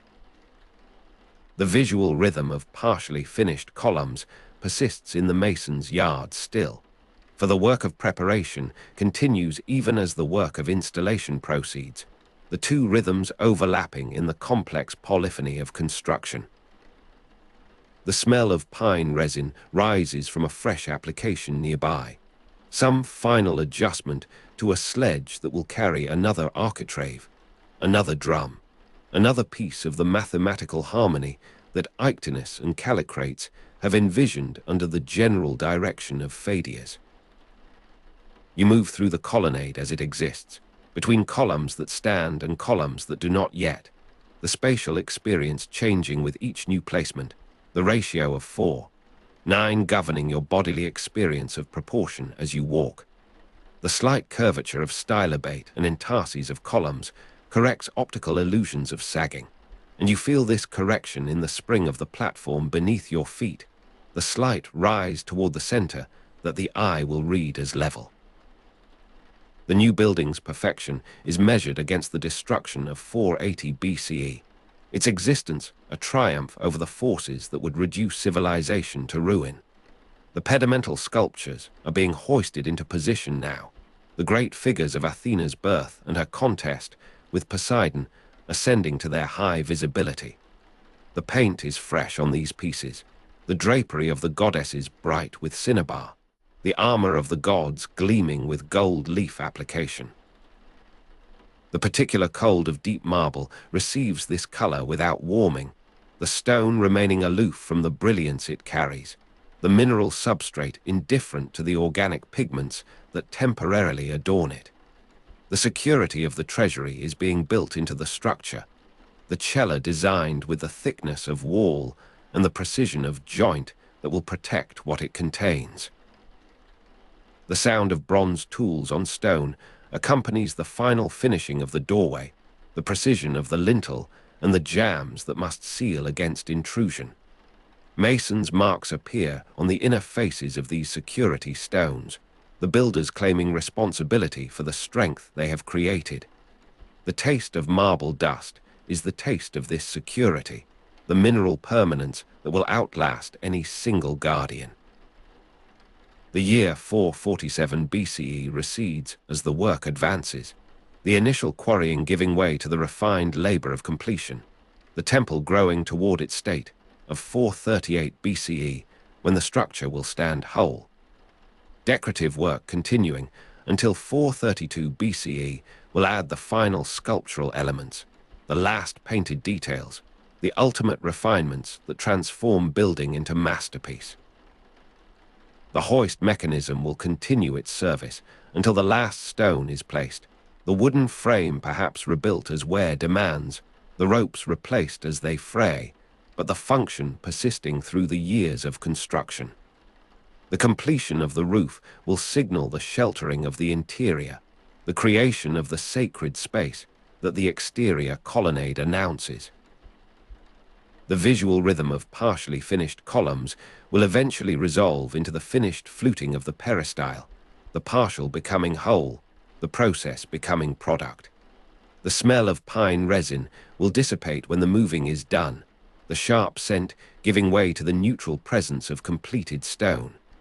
The last transport will be of the smallest pieces, the final sculptural additions that complete the program. The count will be complete, the temple will be whole, the mathematical harmony will stand revealed in physical form. You stand at the eastern facade as the light begins to slant toward evening, the columns that exist casting shadows across the stylobate, the spaces between them admitting the golden air. The particular cold of deep marble begins to yield to the evening cooling, the stone approaching equilibrium with the air as the day withdraws. The sound of iron wedges has ceased for the day at the distant quarries, the labor there suspended until tomorrow's first light. The sound of bronze tools on stone diminishes as the masons complete their current tasks, the rhythm of creation slowing toward rest. The taste of marble dust remains with you as you descend from the Acropolis, the mineral residue of presence, the physical memory of having been where stone becomes meaning. The temple will serve as treasury of the Delian League when the builders have departed, when the hoists are dismantled, when the yard empties of its partially finished forms. The new temple stands as the visible proof that destruction is not final, that ruin can be answered with renewal, that the mathematical harmony of proportion can be reasserted against the chaos of war. The largest architrave blocks have found their place in the structure, their weight now permanent, their load-bearing function assured. The iron clamps still serve in your present, the theft unimagined, the security intact. The 92 metopes will circle the building with their narrative of triumph. The pediments will crown it with their mythic scenes of divine presence. The frieze will bind the whole with the image of the city processing toward its goddess. You carry this knowledge with you as you descend, the awareness of what the building will be when the painters have finished, when the gilders have completed their work, when the final dedication has been spoken and the goddess has taken possession of her house. The Acropolis receives you, the construction ongoing, the stones warming further in the advancing day, their retaining walls holding back the earth that centuries will not displace, the water clock of labor emptied now, awaiting the next filling, the next voice, the next measurement of architectural speech against the flow of time. Done, and the last of the scaffolding is being dismantled on the northern slope. You are walking through the Propylaea gate as the afternoon light lengthens across the sacred rock, and your steps carry you not toward the temple itself, but along the southern edge where the ground levels into a broad terrace. The workshop of Pheidias may lie here, traditionally dated c. 490 to 430 BCE. Limestone foundations have been identified, though they remain buried beneath later construction. You pass between two columns of the unfinished older Parthenon, their drums left where many believe the Persians burned them in 480 BCE, and the blackened surfaces catch the slanting light like enormous charcoal drawings against the pale rock. The leather curtains hang across the western entrance to the workshop, and you push them aside with the back of your hand, as workers have done for 6 years now. Your eyes adjust gradually to the interior light, which enters through clerestory openings rather than large windows, the architects having learned that direct sun damages ivory and causes beeswax to soften beyond usefulness. The space within stretches further than the exterior suggests, a series of bays divided by wooden screens that can be moved according to the scale of work in progress. A particular warmth rises from the ivory dust underfoot, different from marble's cold, and you feel it through the thin leather of your sandals, a dry warmth that clings to the arch of the foot and gathers between the toes, carrying a faint sweetness unlike any other material in the workshop. The smell of ivory being worked, the particular sweetness of cut elephant tusk, drifts from the eastern bay where 3 craftsmen are shaping small plaques for the Athena Parthenos, dedicated in 438 BCE. The tusks have come over many months from the Syrian coast and down through the Aegean, carried in ships that also bring cedar from Lebanon and papyrus from Egypt. You watch a man in his 30s, perhaps 10 years into his training, holding a curved tusk section against his knee while he works the inner surface with a small gouge. The ivory yields differently depending on its orientation, harder against the grain, softer with it, and his hands know this without his eyes needing to verify. The shavings curl away from his blade like petals, lighter than marble dust, and they catch the light from above with a warmth that seems almost alive. That same warmth gathers in drifts against the legs of benches and in corners where sweeping never quite reaches. Around you, the merchants are unloading their cargoes of raw material in the courtyard behind the workshop, though you cannot see this from where you stand. The sound of their activity carries through the stone walls, a muffled commerce of weight and transaction. A foreman checks the quality of newly arrived tusks, rejecting any with cracks that would propagate under the chisel, any with discoloration that would show through the thin gold plates to be applied later. The Athena Parthenos stood approximately 12 meters high, and its flesh surfaces required ivory of exceptional size and consistency, pieces that could be joined with barely visible seams. The craftsmen have developed techniques for this, heating the ivory gently to make it pliable, pressing it into forms that match the clay models Pheidias has prepared. From the foundry bay at the southern end, where the Athena Promachos is being cast in sections, the sharp honeyed scent of heated beeswax drifts upward to mingle with the ivory sweetness, in a combination found nowhere else in the city. The visual texture of half-polished marble, cloudy where finished, crystalline where raw, meets your gaze in the central bay where a pediment figure lies on its back. A young apprentice roughing out a metope figure, following a clay model, works at the far end of this space, his mallet falling with a rhythm that speaks of concentration rather than haste. The marble block still carries the rough marks of the point chisel, deep pits that catch shadow and make the surface appear darker than it will become. His model beside him shows the finished form at 1/10 scale, and he measures with a divider, transferring proportions from the clay to the stone. Apprentices in the workshop roughed out marble under master direction, with final finishing reserved for senior sculptors, and this young man knows that another 2 years of such work may earn him the right to hold a flat chisel against the surface, while a more experienced hand guides the mallet. The sound of fine rasps on marble, a whisper after the coarse hammer work, comes from the adjacent bay where a senior man works the drapery of a goddess, and the contrast between the two sounds defines the hierarchy of the workshop as clearly as any title or payment. You move toward the northern bay where the gold plates for the great statue are stored, and the light changes as you pass through a screen of woven reeds. They lie on wooden racks, gleaming with a subdued richness in the controlled interior light. Each plate has been hammered to tissue thinness over forms of hardened pitch, then trimmed to match the pattern pieces that cover the wooden core of the Athena Parthenos. The statue's core was of wood, covered with shaped ivory for flesh and gold plates for garments, and the transition between these materials at neck and wrist has required the most careful planning. You lift one plate from its rack, feeling the unexpected heaviness of gold even in thin sheets, and the weight settles into your palm with a density that seems to pull the arm downward. The plates, weighing approximately 140 kilograms in total, are said to have been designed so they could be removed in times of financial need, and this practical consideration may have shaped their design alongside aesthetic intention.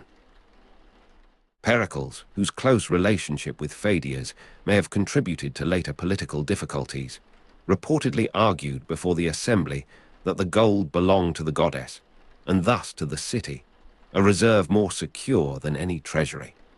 The master stands in the doorway between bays, touching a nearly finished surface with fingertips that find imperfections invisible to others, and you step aside to allow him passage. Pheidias, c. 490 to 430 BCE, moves with the unhurried pace of a man who has spent 40 years learning that haste in finishing is the greatest error a sculptor can commit. His fingertips, you notice, are flattened at the pads, the skin thickened by decades of reading, stone through touch rather than sight. He approaches the pediment figure you observed earlier and passes his right hand across the curve of a thigh, the ball of the thumb lingering where the quadriceps meets the knee. His expression does not change, but a small sound escapes him, not quite vocal, and he speaks to the senior sculptor working nearby. Words pass between them too quietly for you to catch, and the senior man reaches for a fine rasp, its handle dark with the oil of many hands. The whispering sound resumes, and Pheidias stands watching with his arms folded, his weight on the left leg in the posture of a man who has spent long hours observing without intervening. The smell of heated beeswax intensifies as the afternoon advances and the foundry fires are stoked for the second pouring of the day. You walk toward this sound and scent, passing through a storage area where clay models for the Parthenon frieze, 160 meters long and depicting the Panathenaic procession, are arranged on shelves in narrative sequence. The frieze exists here in miniature, the full procession from the Dipylon Gate to the Acropolis compressed into figures no taller than your hand, and the master has checked each group against the larger drawings before the slab carvers begin their work. The workshop produced numerous marble sculptures for the temple's pediments and metopes, and the clay models serve as the controlling intelligence behind all this varied production, the point where Pheidias' vision becomes transferable to other hands. You pause before a model of the horsemen, the rearing horses and their young riders frozen in the moment before the marshals restore order, and you see how the composition will read from below, from the floor of the temple, where the eye travels along the continuous band without the interruption of architectural detail. The weight of a bronze chisel in the hand, balance point worn smooth by years of use, is what you imagine as you watch a foundryman prepare his tools for the pour. The chisel lies on a bench near the casting pit, its handle polished to a darkness that seems to absorb light, and you lift it without asking, feeling the heft that has been adjusted through decades of use. The balance point lies just forward of center, allowing controlled strikes without wrist fatigue, and the shaft shows the subtle oval cross-section that prevents rolling on sloped surfaces. Bronze casting was also practiced for the Athena primachos and other works, and the foundry occupies the largest single space in the workshop complex, its roof raised to allow smoke escape, and its floor cut with channels for the flow of molten metal.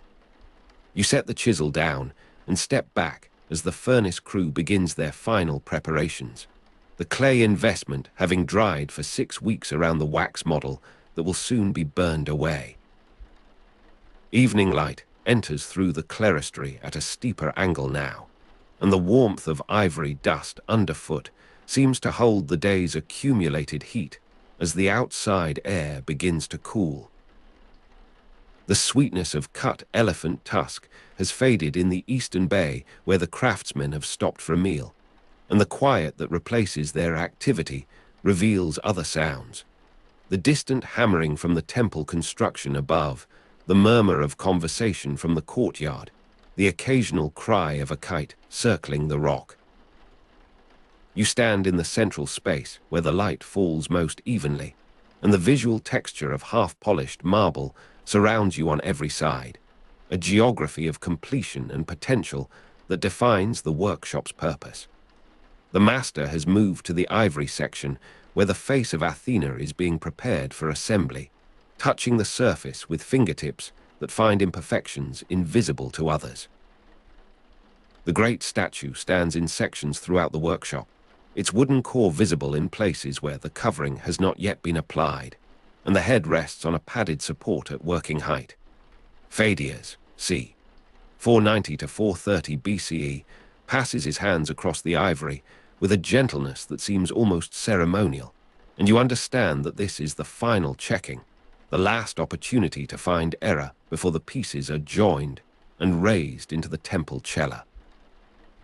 The Athena Parthenon stood approximately 12 meters high, and the head alone measures more than a meter from crown to chin, the eyes of painted stone set in ivory sockets with a lifelike gaze that will look down upon worshippers from a height of nearly 10 meters above the floor. The master speaks to the ivory specialist, and a small tool is produced, its edge so fine that it catches light only as a hairline of brightness. The correction is made, a barely perceptible adjustment to the curve of the lower lip, and Pheidias nods once before moving to the next section. You follow him through the workshop of Pheidias, located on the south side of the Acropolis, its foundations still visible today, and you note how each bay has its own character of light and activity. The western bays, receiving morning sun, are reserved for the most delicate work, the joining of ivory sections and the attachment of gold plates where temperature stability matters. The eastern bays, cooler in morning and receiving afternoon light, hold the marble roughing and the clay modeling that does not suffer from thermal variation. The foundry, with its furnaces, creates its own climate, and the workers there move stripped to the waist even in winter, their skin darkened by smoke and glowing with sweat in the firelight. The workshop was later incorporated into the Church of the Holy Apostles, and medieval builders will reuse its walls and reshape its openings. But the underlying geometry of the space, the proportions that Pheidias chose for the movement of materials and men, will persist through these later transformations. The gold plates draw your attention again as the light changes, and their surfaces seem to shift in response, laid out on wooden racks with a weight you can still feel in memory. A senior gilder is selecting pieces for the peplous section, matching the hammered texture so that adjacent plates will read as continuous fabric rather than individual components.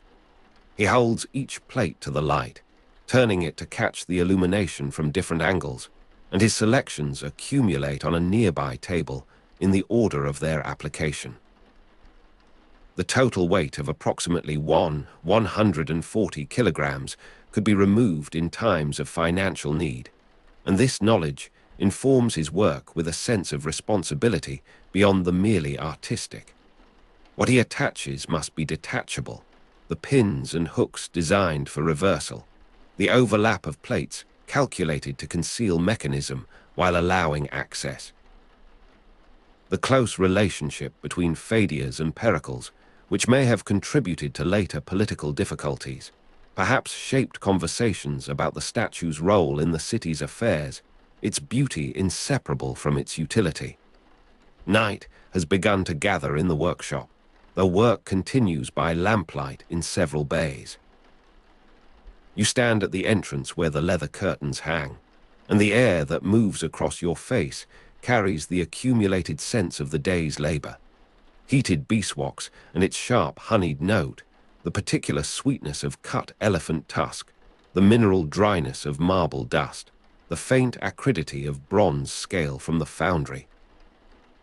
The whisper of fine rasps on marble continues from the northern bay where a deadline presses, and the rhythm of this sound seems to synchronize with your own breathing as you stand in the doorway. The warmth of ivory dust has cooled now, but the memory of it remains in the soles of your feet, a tactile knowledge that will persist after you have left this place. You step out onto the terrace, and the evening air of Athens surrounds you, cooler than the workshop interior, and carrying the scent of cypress from the slopes below. The temple above is visible now only as a mass against the darkening sky, the scaffolding removed from this angle, and the torchlight from within the cella suggests that work continues there as well, the final preparations for the dedication that will come in 438 BCE. The months between this evening and that ceremony will see the completion of the gold application, the assembly of the ivory sections, the painting of the stone eyes, the attachment of the spear and shield and serpent-fringed aegis. Pheidias also created the chryselephantine Zeus at Olympia, one of the 7 wonders, and you imagine him leaving this workshop when the Athena is complete, traveling west across the Peloponnese to begin again with another colossal frame, another wooden core, another covering of gold and ivory that will embody a different god for a different sanctuary. The weight of a bronze chisel in your hand, balance point worn smooth by years of use, is what you carry with you as you descend the southern slope, the tool having been given to you by the foundryman who noticed your interest. It is not theft, this small thing, but the customary gift of a craftsman to one who has observed with proper respect, and the heft of it connects you to the workshop in a manner more intimate than sight or scent alone could achieve. The visual texture of half-polished marble remains in your memory as you walk, and the contrast between its cloudy finished and crystalline raw states seems to speak of something beyond sculpture, some larger principle of becoming that the workshop embodies in its daily practice. The city spreads below you as you descend, the Agora still active with evening commerce, the Pnyx where Pericles speaks empty now, but ready for the next assembly. Pheidias was later prosecuted for embezzlement of gold and ivory, possibly a political attack, and the plates whose weight you felt will become evidence in that later trial, their measured mass compared against accounts, their very existence turned to accusation. He died in exile, according to some sources, around 430 BCE, and the workshop will continue without him, the apprentices you observed rising to mastership, the techniques passing through hands that never knew his touch. The Parthenon frieze, 160 meters long, and depicting the Panathenaic procession, will be installed in the years after his departure, the final realization of designs he established, but did not live to see completed. The workshop lies behind you now, its leather curtains closed against the night, its fires banked in the foundry, its craftsmen walking homeward through the streets of Athens or sleeping in the small rooms that open from the courtyard. You carry the knowledge of what happens there, the transformation of raw material into divine image, the translation of political ambition into religious form, the close relationship between power and beauty that defines this moment in the city's history. The warmth of ivory dust has faded from your feet, but the memory of it persists, and the scent of heated beeswax seems to cling to your clothing as you walk. The whisper of fine rasps on marble has been replaced by the ordinary sounds of the city at evening, but in your mind it continues, the rhythm of making that outlasts any single maker. You find yourself at the foot of the Acropolis, looking upward at the mass of the rock against the stars, and the temple that crowns it seems to float in the darkness, its white marble catching what light remains in the western sky. The Athena Parthenos stood approximately 12 meters high, and within that cella the goddess waits now in her component parts, the head you saw Pheidias touch, the gold plates laid out in ordered sequence, the ivory flesh that will seem to breathe in the lamplight of ritual. The night deepens around you, and the air moves across your face with a coolness that speaks of autumn, the season when the Panathenaic procession will carry the new peplos to the goddess, and the dedication will be complete.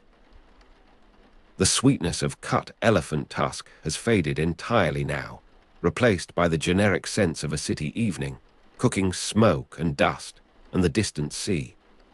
But in the workshop that you have left, the work continues in preparation, and the master will perform his final checking in the days to come, his hands moving across surfaces that only he can read with sufficient precision.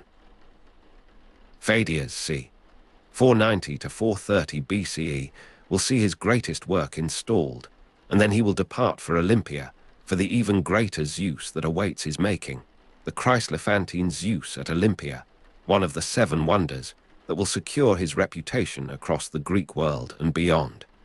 You turn toward your lodging, and the weight of the bronze chisel in your hand reminds you with each step of where you have been.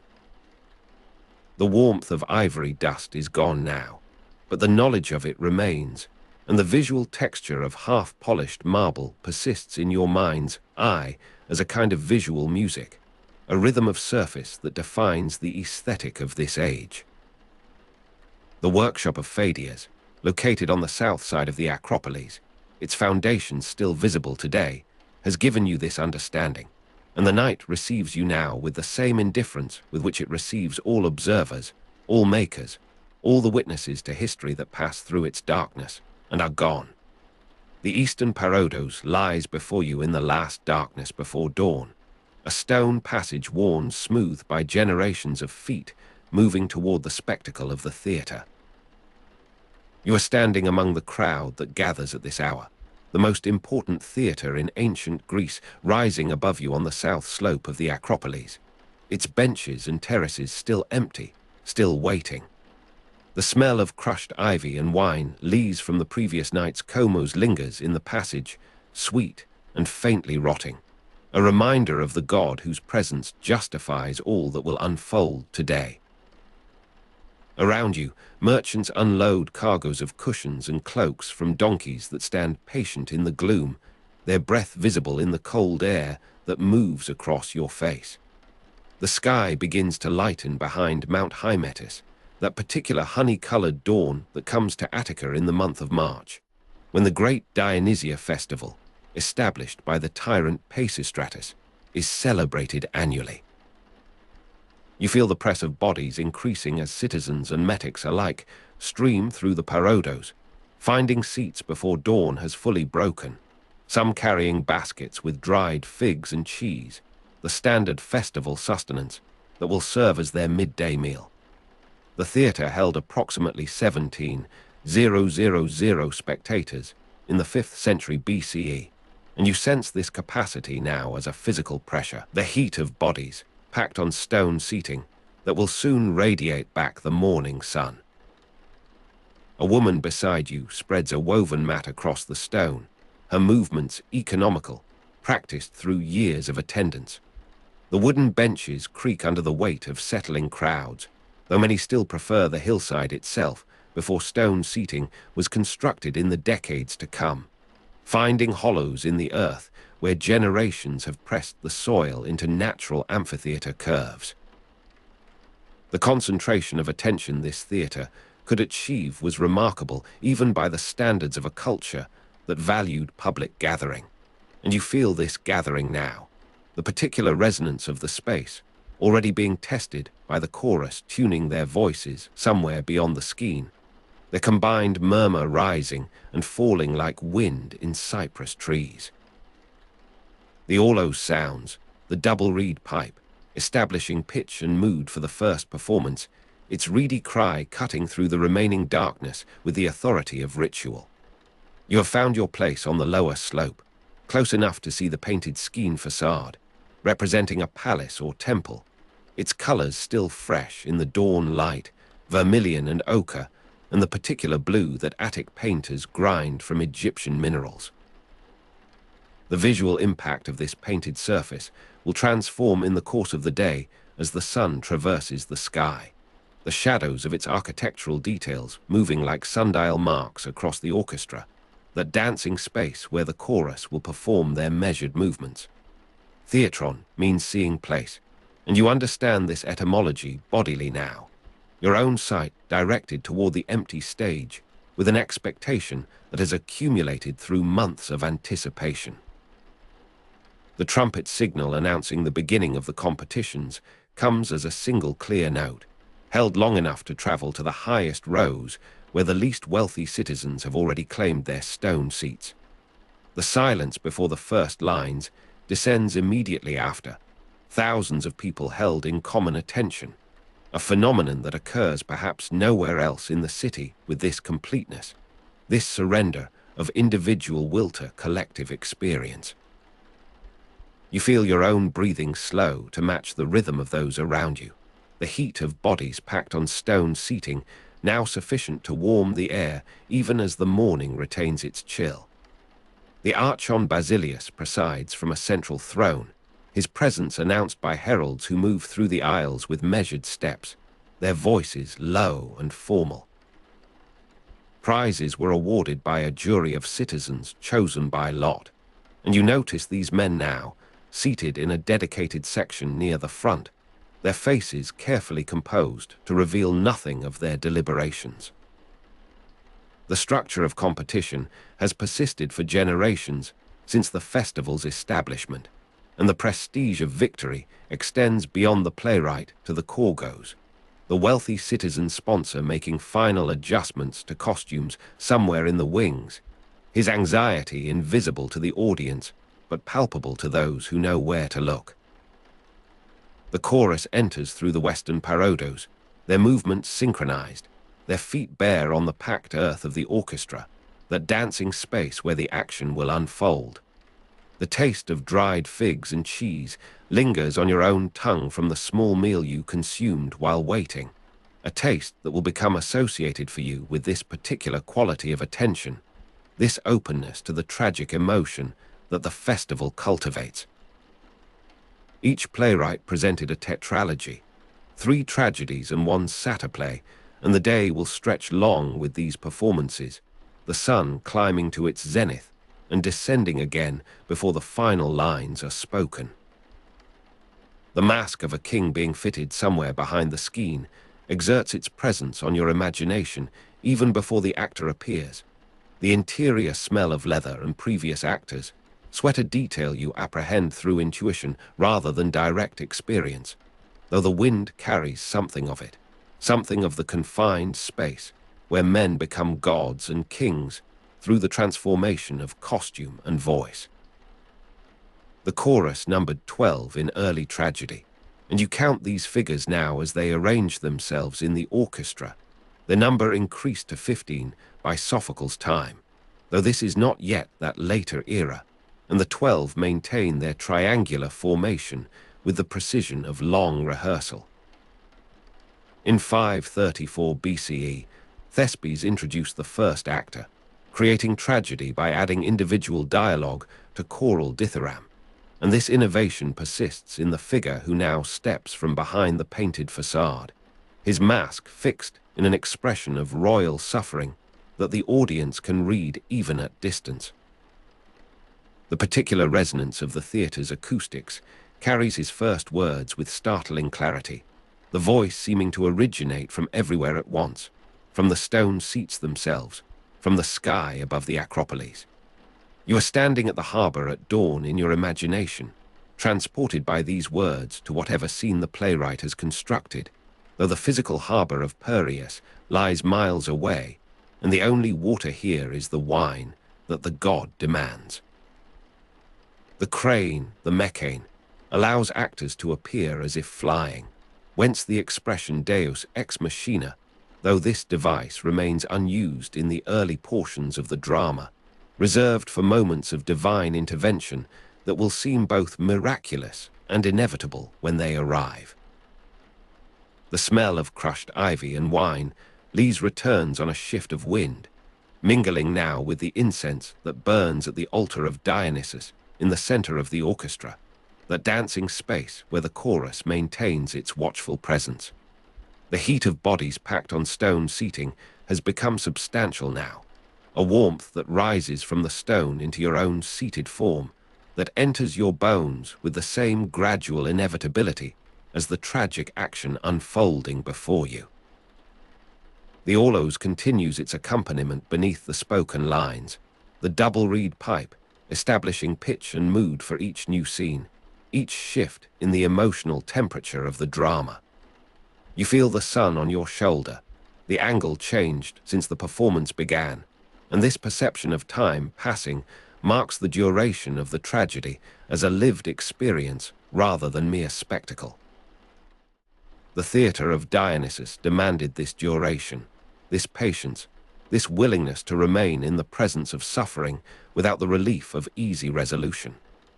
Aeschylus added the second actor, and you see the interaction between two masked figures now, their dialogue creating a tension that the single voice of Thespes could not achieve, the exchange of lines like the passing of a weight between them, each assuming the burden of meaning in turn.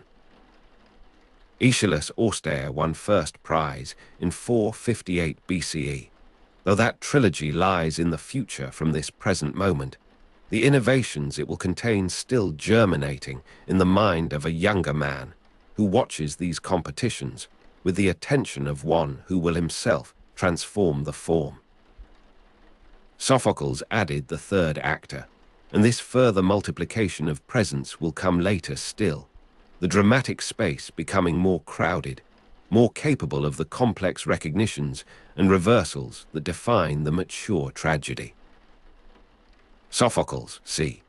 496 to 46 BCE, competed in the dramatic competitions from 468 BCE, and you imagine him somewhere in the crowd today, a young man whose name will become synonymous with the perfect balance of tragic form, whose Oedipus Rex was performed in the 420s BCE with an impact that would resonate for millennia.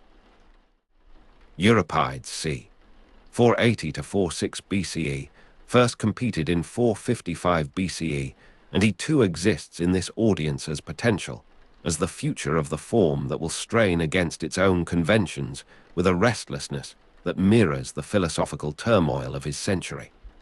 The painted Skein facade frames the action of this present play, its architectural illusion persisting even as the actors move before it, the painted columns seeming to recede into depth while remaining flat surface. The chorus sings its stasimon, the particular resonance of the theatre's acoustics allowing each voice to blend without losing individual timbre, the 12 singers becoming a single instrument of collective response. The taste of dried figs and cheese has faded from your awareness, replaced by the more immediate nourishment of language, of rhythm, of the patterned suffering that unfolds in the orchestra, that dancing space where the god himself once danced in more primitive celebrations. The heat of bodies packed on stone seating has reached an equilibrium with the air temperature, the theatre becoming its own climate, its own weather system of attention and release. The mask of a king returns to your awareness as the protagonist reappears from the Skein, his costume altered to indicate the passage of time within the fiction, the mask unchanged in its fixed expression of suffering. The great Dionysia festival proceeds through its measured hours, this March day progressing as the sun now stands high enough to cast short shadows across the stone seats where the audience sits in varying postures of engagement, some leaning forward, others settled back with the relaxation of those who have witnessed these forms many times before. You watch for the deployment of the mechane with the trained expectation of a regular spectator, knowing that its appearance will mark a turning point in the dramatic structure, the intervention of the divine where human agency has reached its limit. The sound of the aulos rises in pitch as the action intensifies, the musician's breath controlled through years of training, his cheeks distended with the pressure of continuous sound. The smell of crushed ivy and wine lees has dispersed now, replaced by the more general odor of the crowd, the animal warmth of gathered humanity in close proximity. The Archon Basilius presides with visible attention, his role in the ceremony extending to the final awarding of prizes, the ritual validation of what has been judged best in the competitions. The jury of citizens chosen by lot shift in their seats, their deliberations already beginning even as the performance continues, the criteria of judgment a matter of trained habit as much as immediate response. The theatre of Dionysus made such judgment public, subjected the highest artistic achievements to the scrutiny of the citizen body, the demos, in its capacity as arbiter of cultural value.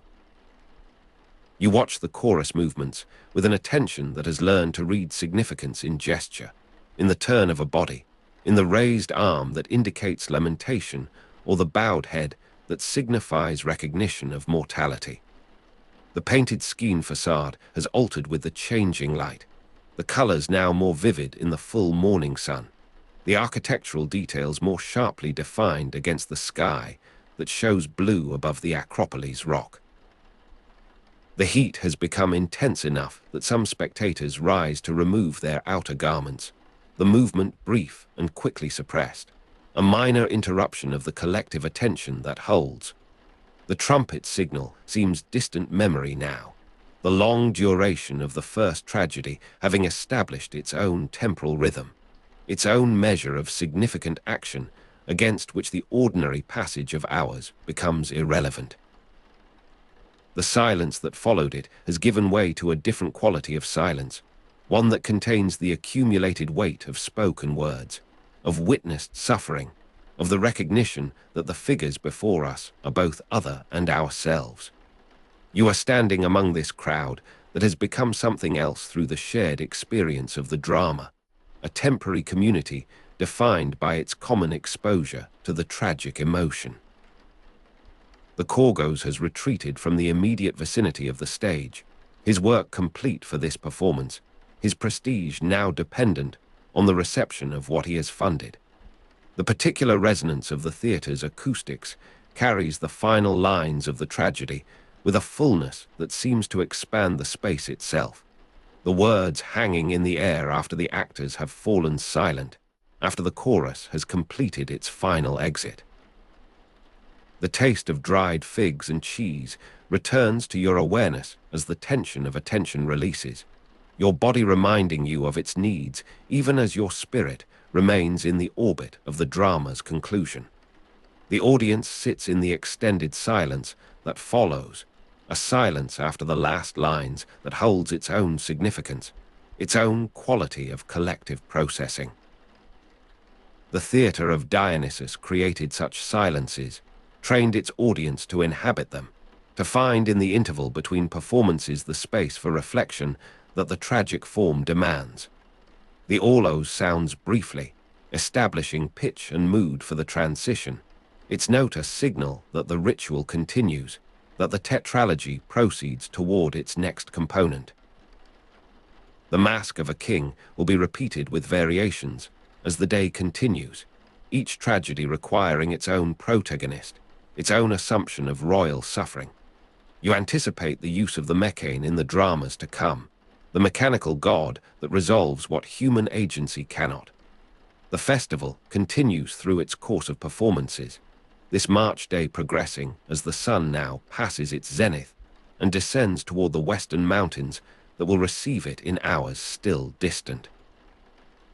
The heat has begun to dissipate as the angle of light changes, the stone releasing its accumulated warmth gradually into the cooling air. The painted skein facade has softened in the afternoon light, the colors less vivid, the architectural illusion more fragile against the sky that has begun to show the first traces of its evening coloration.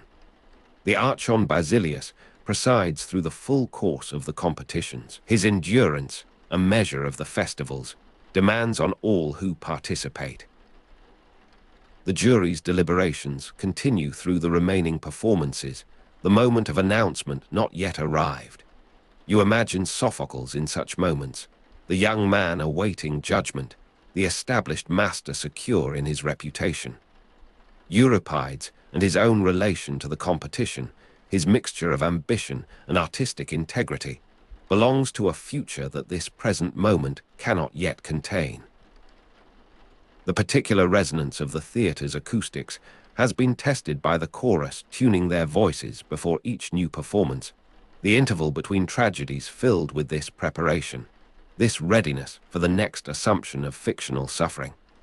The taste of dried figs and cheese sustains you through the long hours, the body maintaining its participation in the ritual through simple nourishment.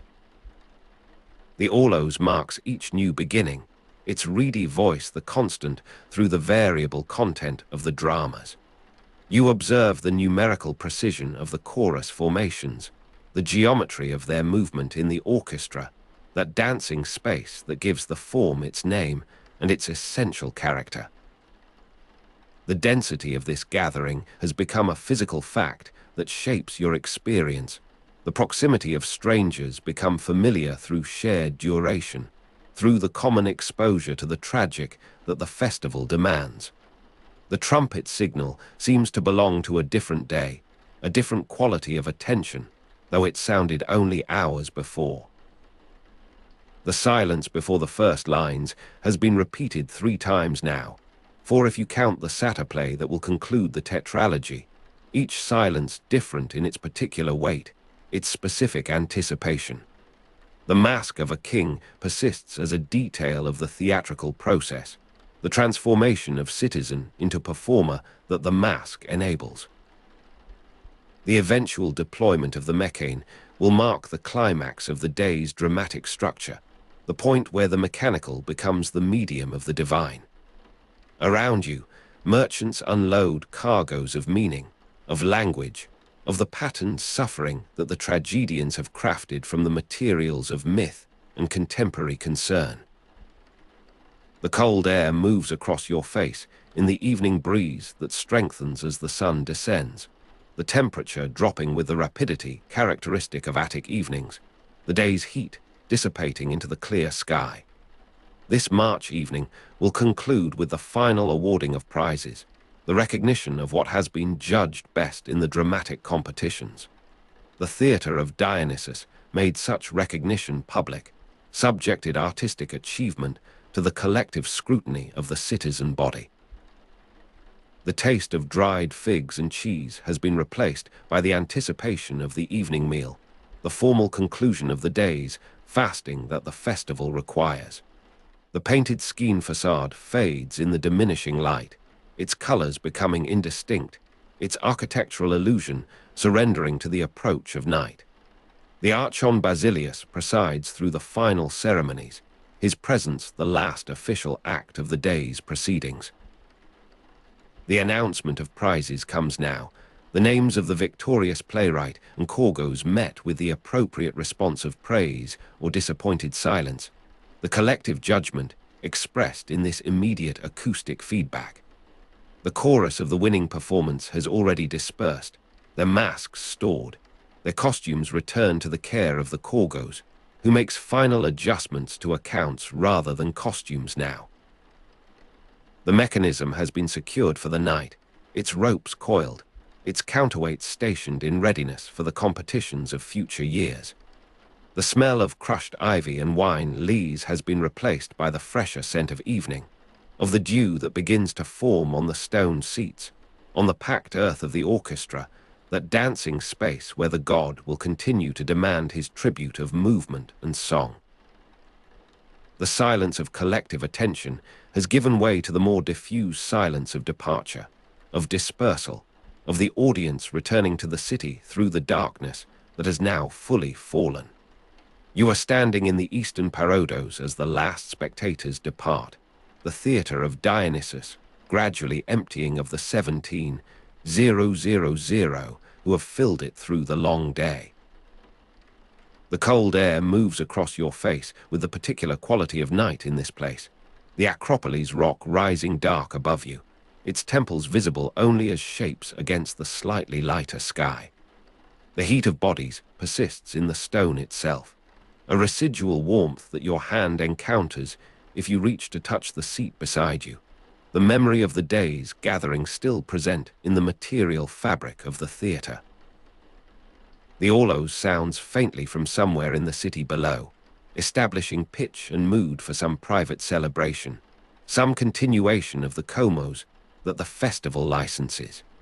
The particular resonance of the theatre's acoustics now amplifies only the small sounds of your own movement, your breathing, the shift of your weight from one foot to another as you delay your own departure.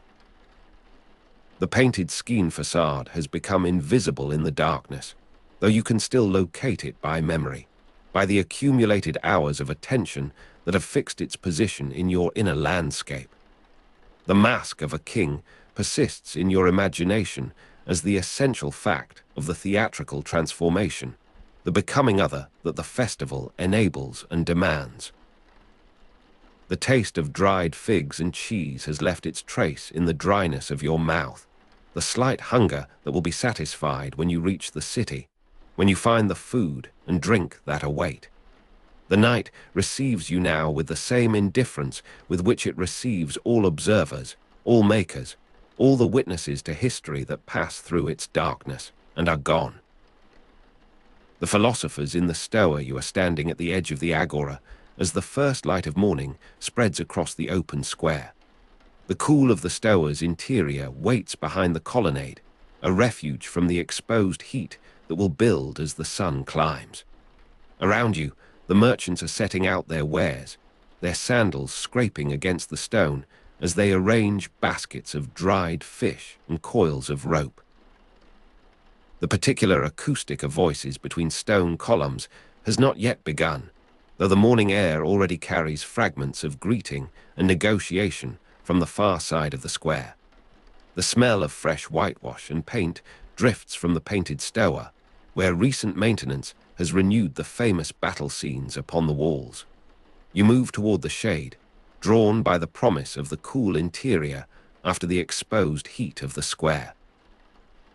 The painted Stoa, the Stoa Poikile, rises before you with its Doric columns, arranged in the rhythm that architects of the Age of Pericles have made characteristic of Athenian public building.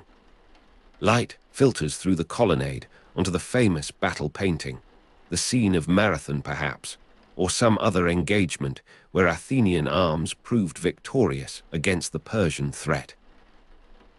The visual pattern of light and shadow cast by the Doric colonnade on the pavement shifts slowly as the sun ascends, a geometry of brightness and darkness that will transform throughout the morning hours.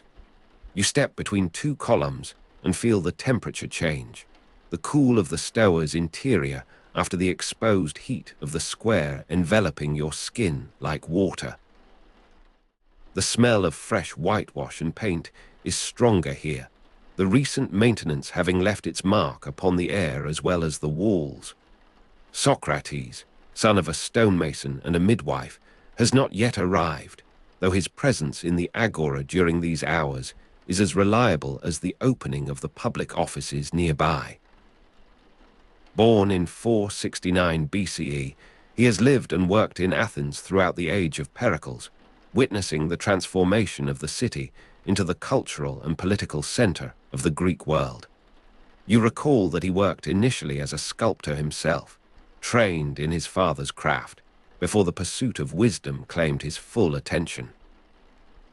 The particular acoustic of voices between stone columns, overlapping and fragmentary, will soon accommodate his questioning tones, the method of maeutics that he has developed, this midwifery of the mind that draws out knowledge through structured questioning.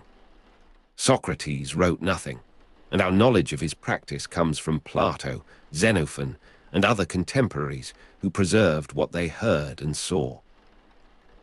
A lizard darts across the stylobate, pausing in a patch of light before vanishing into the shadow beneath a column base. The sound of sandals on stone approaches from the direction of the fountain, where citizens have begun to gather for the morning's water. The taste of water drawn from the nearby fountain, shared between interlocutors, will later punctuate the conversation that is about to unfold, a simple refreshment offered and accepted between questions. You watch as a man in a worn cloak pauses at the entrance to the Stoa, his broad face marked by the snub nose and prominent eyes that his companions recognize immediately. Socrates, who fought as a hoplite in Athenian campaigns of the Peloponnesian War, carries himself with the bearing of one accustomed to the weight of armor, though he wears none now. The intellectual atmosphere of 5th century Athens, characterized by vigorous debate and skepticism toward tradition, has produced this figure who embodies its contradictions most completely. Anaxagoras, the pre-Socratic philosopher who taught in Athens during Pericles' time, established precedents for such public philosophical engagement before his trial for impiety forced his withdrawal. Protagoras, the sophist who visited Athens and influenced intellectual life, demonstrated that wisdom could be taught and sold, a proposition that Socrates contests without ever accepting payment himself. You observe as Socrates stops a passing citizen with a question about the nature of courage, his voice carrying the particular acoustic quality that voices between stone columns acquire, resonant yet intimate. The citizen, a man of military bearing, pauses with the slight irritation of one interrupted in his morning business. The cool of the Stoa's interior after the exposed heat of the square has drawn others who now observe this encounter from varying distances. The smell of fresh whitewash and paint from recent maintenance mingles with the dust raised by passing feet, a compound odor of renovation and daily use. Socrates' questioning challenged conventional wisdom about virtue, knowledge, and the good life, and you hear the first notes of this challenge in his opening words, the apparent simplicity that conceals labyrinthine consequence. The respondent's growing perplexity will unfold gradually, the method of maeutics requiring patience from both questioner and questioned. Socrates wrote nothing, yet his words in this moment will be remembered and reconstructed by those who witness them, our knowledge coming from Plato, Xenophon, and other contemporaries who shaped what they preserved. The sound of sandals on stone, approaching and withdrawing from the conversation, marks the gradual gathering of listeners, some sitting on the stylobate, others leaning against columns. A young man with an athlete's build settles onto the stone step, his thighs still bearing the dust of the palestra where gymnasia throughout the city have already hosted their morning exercises. Philosophical discussion occurred in gymnasia, stoas, and private houses throughout the city, and the academy, later founded by Plato outside the walls, was originally a grove sacred to Athena, a place of shade and running water where conversation might continue undisturbed by the commerce of the Agora. Socrates, son of a stonemason and midwife, continues his inquiry, the respondent's growing perplexity visible in the tightening of his jaw, the slight forward lean of his posture as he seeks to defend what he had assumed was certain. You notice a woman with a basket of wool pausing at the outer edge of the gathering, her fingers still working the spindle even as her attention turns toward the conversation. Socrates, who lived and worked in Athens throughout the Age of Pericles, speaks now of a general at Thermopylae, of a physician facing plague, of a citizen standing alone against the assembly's wrath, each example pressing upon the definition that his interlocutor struggles to maintain. The method of maeutics operates here, the midwifery of drawing out knowledge through structured questioning that Socrates developed from his mother's profession. The claim that he assists at the birth of ideas, already present though unacknowledged. You accept your own portion, the liquid carrying the mineral trace of the aqueduct, the slight warmth of the jar in which it has been carried. The respondent has fallen silent, his eyes fixed upon some middle distance where the famous battle painting depicts the clash of arms, the moment of heroic action that the Stoa commemorates. The gradual gathering of listeners, some sitting on the stylobate, others leaning against columns, has produced a semicircle of attention that Socrates neither acknowledges nor seems to require, his focus remaining upon the man before him, even as his words reach the outermost edges of the assembly. The respondent's growing perplexity has become something else, a kind of philosophical patience, the willingness to remain in confusion rather than retreat to the comfort of unexamined opinion. You watch him go, his figure diminishing across the square until lost among the stalls and the passing crowd. Socrates wrote nothing, and our knowledge comes from Plato, Xenophon, and other contemporaries who selected and shaped what they transmitted. Yet the immediacy of this moment seems to contradict the distance of historical reconstruction.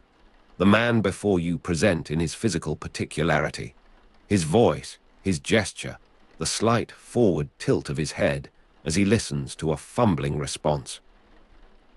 The painted Stoa, the Stoa Poikile, gave its name to the philosophical school of Stoicism, founded by Zeno of Citium in the 3rd century BCE, a connection that will not be made for more than a century after this morning's conversation, yet seems implicit in the space itself, the architectural shelter that encourages the endurance and self-examination that Stoic doctrine will later systematize. You consider this future as you observe the present, the temporal compression that historical imagination permits, the knowledge that Socrates, born in 469 BCE, will be executed in 399 BCE by drinking hemlock. After trial for impiety and corrupting the youth, his death is carefully examined in the dialogues of his followers, as his life was unrecorded by his own hand. Socrates, son of a stonemason and midwife, receives this new definition with the same apparent gratitude he extended to the earlier attempts, the method of maeutics requiring that each labor be honored before it is shown insufficient. The respondent's growing perplexity resumes its course, the labyrinth extending to admit this latest passage before revealing its continued complexity. The academy, later founded by Plato outside the walls, was originally a grove sacred to Athena, a space of deliberate retreat that will produce a different philosophical temperament, more systematic, more removed from the immediate tests of public encounter. You observe Socrates, who lived and worked in Athens throughout the Age of Pericles, as he permits a digression, a listener's question about the relationship of courage to wisdom that seems to offer rescue to the beleaguered respondent, though you suspect it will lead to deeper waters still. The respondent's growing perplexity has become visible in his posture, the shoulders that held military bearing now slightly rounded, the gaze that met Socrates directly now seeking the pavement's pattern for distraction or relief. The gradual gathering of listeners has begun its reversal, the dispersal at midday following the pattern that these gatherings always observe, the conversation continuing in fragments across the Agora as departing listeners carry its traces to other encounters. You rise from your place on the stylobate, your muscles stiff from the hours of stillness, the taste of water drawn from the nearby fountain, shared between interlocutors, still present in the slight moisture of your mouth. Socrates, born in 469 BCE, continues with the diminished circle that remains, his persistence undiminished by the thinning of his audience, the method of maeutics requiring only a single interlocutor for its operation, the midwifery of ideas indifferent to the number of witnesses. The painted Stoa, the Stoa Poikile, has served its purpose. The famous battle, painting on its walls, observing without comment the smaller conflict of intellect that has occupied its shelter. You pause at the colonnade's edge, looking back at the scene you are leaving, the remaining listeners, the standing figure of the questioner, the seated respondent, the particular acoustic of voices between stone columns now reduced to the intimate scale of a private exchange. You pass a group of 3 men disputing what they have heard, one defending the respondent's initial definition, another proposing a refinement, the third expressing the skepticism that these encounters always produce in some portion of their witnesses. Socrates, son of a stonemason and midwife, remains visible at the Stoa's edge, a figure in conversation with the single listener who has stayed to the end, the method of maeutics continuing its work in this diminished form. The respondent's growing perplexity has resolved, or perhaps merely suspended. The morning's inquiry concluded without the clarity that either party sought, the typical outcome of these encounters that Socrates seems to accept with equanimity. You move toward the fountain, your own sandals adding to the sound of sandals on stone that has accompanied the morning, the approaching and withdrawing from conversations now past. The Crito, a dialogue by Plato, presents Socrates refusing to escape prison despite unjust sentence. The philosophical consistency that will characterize his final hours, the method of maeutics applied to his own situation, the drawing out of knowledge through structured questioning turned upon the nature of law and obligation. You drink at the fountain, the water carrying the taste of the city, the aqueduct, the earth from which it has been drawn, the shared substance that underlies the philosophical distinctions. The painted Stoa, the Stoa poikile, stands at your back now, its Doric columns still arranging the light that passes through them, the famous battle painting still commemorating victories that the present conversation has complicated rather than confirmed. You carry the cool of the Stoa's interior after the exposed heat of the square as a physical memory, the temperature change that marked your passage into its shelter and your departure from it, the embodied knowledge that historical imagination makes available to those who enter the past with sufficient attention. You move through this activity, the philosophical patience that Socrates cultivated becoming your own, the willingness to remain in confusion rather than retreat to the comfort of unexamined opinion, the method of maeutics extending its influence beyond the immediate encounter to shape how you observe, how you question, how you inhabit the historical moment that your presence has constructed, and that constructs you in turn. You are standing at the harbor at dawn, the water still dark with the last traces of night, the eastern sky beginning to pale above the islands. Around you, merchants unload their cargoes, amphorae clinking against stone, voices calling across the quays in accents from Egypt and the Black Sea and the cities of Sicily. The cold air moves across your face, carrying the smell of tar and salt and the distant smoke of cooking fires from the warehouses. The year is 438 BCE, and the Athena Parthenos has been dedicated, marking the effective completion of the temple that now crowns the rock above the city. You have come to understand what Athens has become. The fleet numbered 300 to 400 triremes in these years, crewed by approximately 60,000 citizens, metics, and allies, and the morning activity at Piraeus reflects this vast maritime enterprise. The silver mines at Laurion provided crucial revenue, worked by thousands of slaves, and the wealth of that labor circulates through every transaction on these wharves. The tetradrachma, with its owl design, has become the standard trade coin of the Mediterranean, and you watch as a merchant from Naxos counts a small stack of these coins, each one stamped with the same bird, the same letters, the same assurance of Athenian weight and purity. Ships' bells and the sound of oars carry on the morning breeze, a rhythm that has drawn you here before the city fully wakes.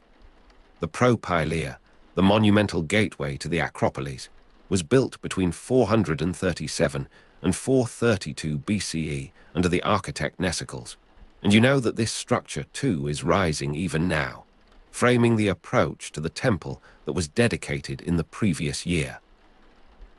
The Acropolis building program as a whole spanned 467 to 46 BCE, a lifetime of construction that has transformed the burned ruin of Persian destruction into something the world has not seen before.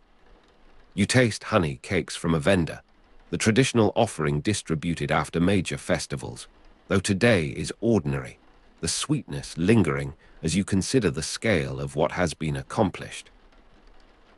The population of Attica, including slaves and metics, may have reached 300,000, and the density of human purpose presses against every moment of the day.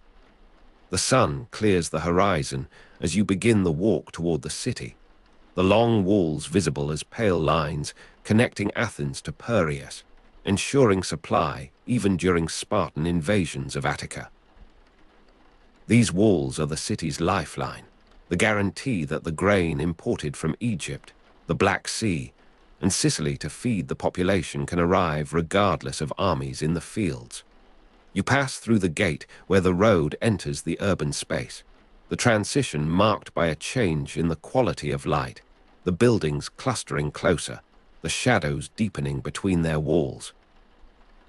The intellectual and artistic achievements of this period became foundational for Western civilization, and you sense this weight in the very stones, in conversations you overhear, in scrolls carried under arms toward the Agora. The first Panathenaic procession to the completed temple is assembling as you climb toward the sacred way, the new peplos carried to the goddess on a mast-like ship mounted on wheels, the garment itself woven over the preceding months by selected women of the city. The sound of flutes and kitharas, instruments tuning and retuning in the morning air, reaches you before you see the musicians. You are standing at the harbor at dawn no longer. You have moved through the city and now find yourself among gathering crowds, the slope rising before you toward the Propylaea, the monumental gateway to the Acropolis built between 437 and 432 BCE under the architect Nesicles. The cold air moves across your face still, but it carries now the smell of burning sacrifice, fatty smoke rising from the great altar where preliminary offerings are already being made. An old man stands near the path, speaking to grandchildren of the change he has witnessed, his voice carrying the particular cadence of age and memory. He remembers the Persian destruction, the blackened columns, the empty platform where the old temple had stood, the oath sworn by the generation before his own that the ruins would remain as witness. The children listen with the patience of those who have heard this before, yet their eyes move upward toward the gleaming structure above, unable to maintain the solemnity the old man's tone demands. You pass close enough to hear him name the year 438 BCE, the dedication of the Athena Parthenos, the effective completion of the temple that replaced what was lost. The visual impact of the great statue awaits you at the summit, gold catching sunlight even in the cella's interior darkness, and you find yourself climbing faster, drawn by the procession and by the promise of that image. The Propylaea frames the approach as Nesicles intended, the spaces opening and narrowing to control the experience of arrival, to build anticipation through architectural rhythm. You pause where the old man still speaks, his grandchildren now pointing toward the peplos as it begins its ascent, the ship on wheels moving slowly up the incline, the woven cloth heavy with its embroidered scene of Athena's victory. The year 438 BCE holds its place within this longer arc, the Athena Parthenos dedicated, the temple effectively complete, yet more still to come. The sound of flutes and kitharas grows fuller as you climb, the musicians now visible in their ordered ranks, the instruments catching light on polished wood and bronze. The smell of burning sacrifice intensifies with proximity, the priests attending to the fires with measured gestures, the tradition exacting in its requirements. You are standing among the citizens now, the crowd pressing gently upward, the collective movement directed toward the threshold of the Propylaea, the monumental gateway to the Acropolis built between 437 and 432 BCE under the architect Nesicles. The cold air moves across your face, but the exertion of the climb has warmed your body, the contrast pleasant, the morning still young enough to carry freshness. The view from the sea, the Acropolis now fully transformed from burned ruin to gleaming complex, is what you imagined as you stood at Piraeus, and now you occupy the inverse perspective, looking down toward the harbor you left, the water bright with full daylight, the ships reduced to patterns of hull and sail. Athens in this period controlled an empire of approximately 150 to 200 allied states, and the harbor below receives the tribute of this dispersed power, the wealth that funds what you see around you.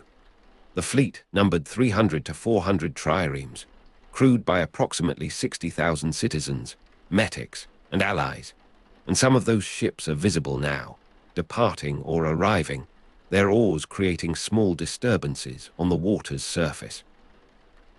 The tetradrachma, with its owl design, has passed through the hands of sailors on those decks. connecting this moment to a web of exchange that extends beyond sight. The procession passes through the Propylaea, the monumental gateway to the Acropolis built between 437 and 432 BCE under the architect Mnesicles, and you follow, the transition marked by a change in the quality of sound, the open sky above replacing the framing walls, the temple itself now visible in its full proportions. The Athena Parthenos was dedicated in 438 BCE, marking the effective completion of the temple, and the statue awaits within, the peplos destined to be draped across its form in the ceremony that follows. The visual impact of the great statue, gold catching sunlight even in the cella's interior darkness, is what the procession has come to honor, what the old man below remembered as the culmination of his lifetime's transformation. You move with the crowd toward the east chamber, the light shifting as you enter, the gold responding even to the controlled illumination, the face of the goddess emerging from shadow with a presence that silences conversation. The smell of burning sacrifice follows even here, the great outdoor fires visible through the eastern doorway, the connection between interior and exterior maintained by this continuous thread of scent. You find a position near the northern wall, the marble cool against your shoulder, the sound of flutes and kitharas now distant, the musicians having completed their function, the ritual voices taking over. The year 438 BCE, the dedication of the Athena Parthenos, the effective completion of the temple, becomes present in this moment, the chronological abstraction made concrete in gesture and offering. The peplos is presented, the woven scene of Athena's victory over the giants visible as the cloth is unfolded, the mast ship having completed its journey from the city below. The old man who remembers the Persian destruction has perhaps reached this point in his own climbing, perhaps stands now at the edge of the gathered crowd, his memory of ruin and his witness of completion brought together in this single gesture of draping the goddess. You taste honey cakes, the traditional offering distributed after major festivals, though the full distribution awaits the ceremony's end. A small piece passed through the crowd by a priest's assistant, the sweetness sudden against the smoke-thickened air. The ceremony extends through the morning, the sun moving across the opening of the cella, the gold of the Athena Parthenos responding to each shift of light, the visual impact of the statue transforming through the hours from dramatic to serene. The Propylaea, the monumental gateway to the Acropolis built between 437 and 432 BCE under the architect Mnesicles, frames your departure when the ceremony releases the participants. The movement through its space is now downward, the perspective reversed. The city at evening, lamps appearing across the slope from Agora to Acropolis, finds you still within the precinct, the day having passed in the slow rhythms of festival, the crowds gradually dispersing, the lights softening toward the west.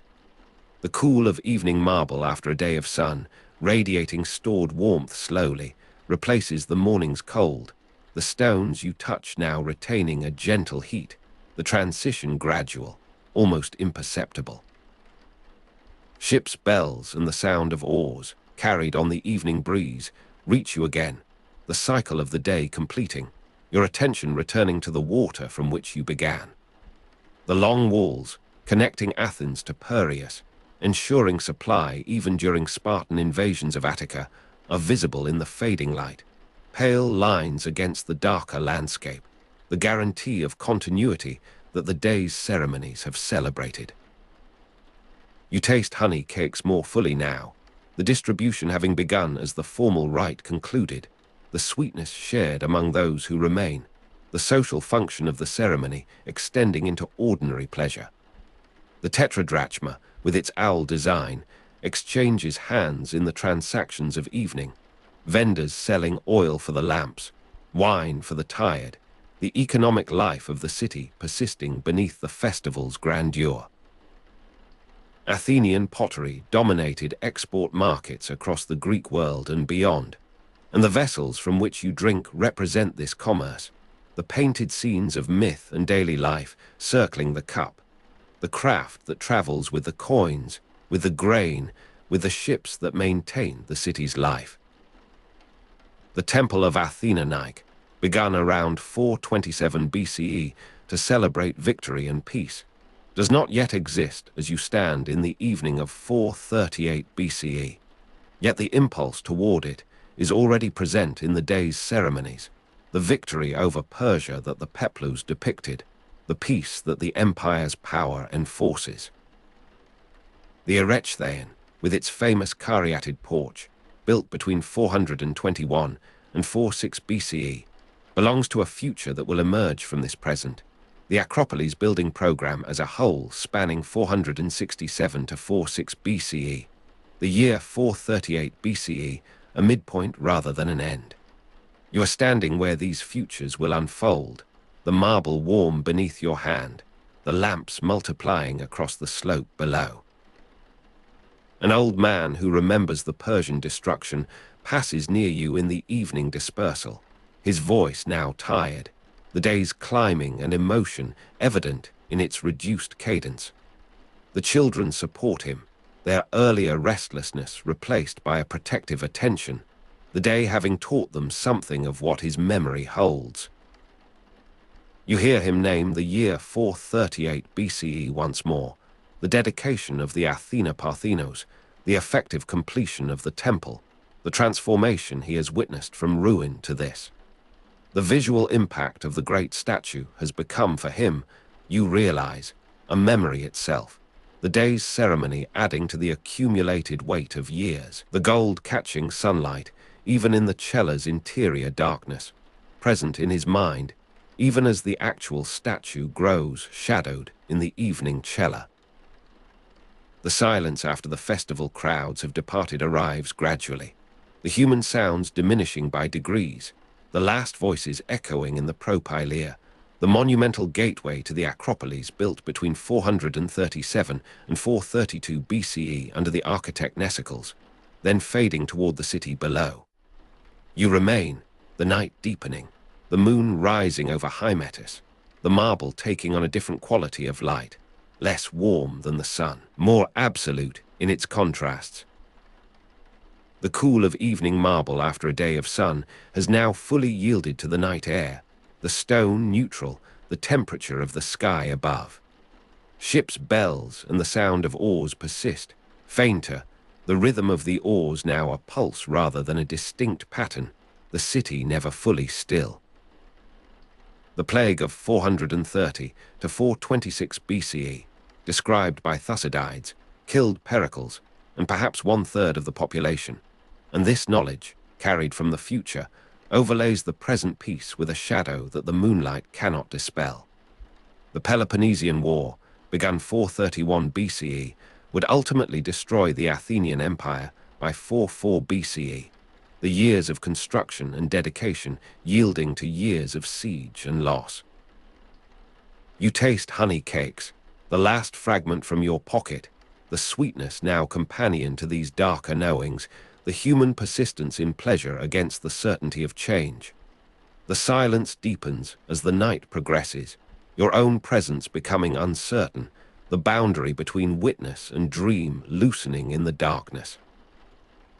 The year 438 BCE holds its place, the dedication of the Athena Parthenos, the effective completion of the temple, a moment of arrival within a longer departure. The smell of burning sacrifice has long since dissipated, the fires extinguished, the priests departed, only the cold ash remaining for the morning's renewal. The sound of flutes and kitharas, ascending the sacred way, exists now as memory, the instruments silent, the musicians sleeping in the city below, their day's work complete. You are standing in a darkness that will become dawn, the cycle assured. Yet the particular dawn of 438 BCE, the day of dedication, the effective completion, belongs to history, your witness temporary, your presence a form of address that the night receives without response. The city at evening has become the city at night, the lamps steady, the slope defined by their scattered constellation, the geometry of habitation against the geometry of sacred construction. The grain imported from Egypt, the Black Sea, and Sicily to feed the population has arrived, is arriving, will arrive, the long walls ensuring this flow, the city's dependence on the sea maintained against the Spartan threat that will materialize in 431 BCE. The Peloponnesian War begun that year, the ultimate destruction of the Athenian Empire, by 44 BCE written in the future's record. You stand in the silence after the festival crowds have departed, the temple standing in moonlight, and this knowledge is part of the silence, the moonlight indifferent to human fortune, the marble persisting beyond the empire that shaped it. The old man who remembers the Persian destruction will not witness the greater destruction to come, his age protecting him from that, his memory of 438 BCE, the dedication of the Athena Parthenos, the effective completion of the temple, preserved in the children's inheritance, their own future witness. The sound of the harbor merges with the breeze itself, the distinction between human rhythm and natural movement lost in the darkness. You taste honey cakes, the memory of sweetness, the actual sweetness long since consumed, the body returning to its ordinary hunger, its ordinary need for sleep. The silence persists as you reach the lower slope, the Acropolis massing dark against the stars, its geometry still discernible, the columns reduced to vertical absences, the entablature a horizontal shadow. The city at night, the lamps fewer now, some extinguished, the slope losing definition, the distinction between Agora and Acropolis blurring in the general darkness. You are standing at the harbor at dawn no longer, nor in the cella at midday, nor on the slope in the evening's dispersal, but in the full night, the darkness complete, the moon moving toward its setting, the stars wheeling in their slower arc.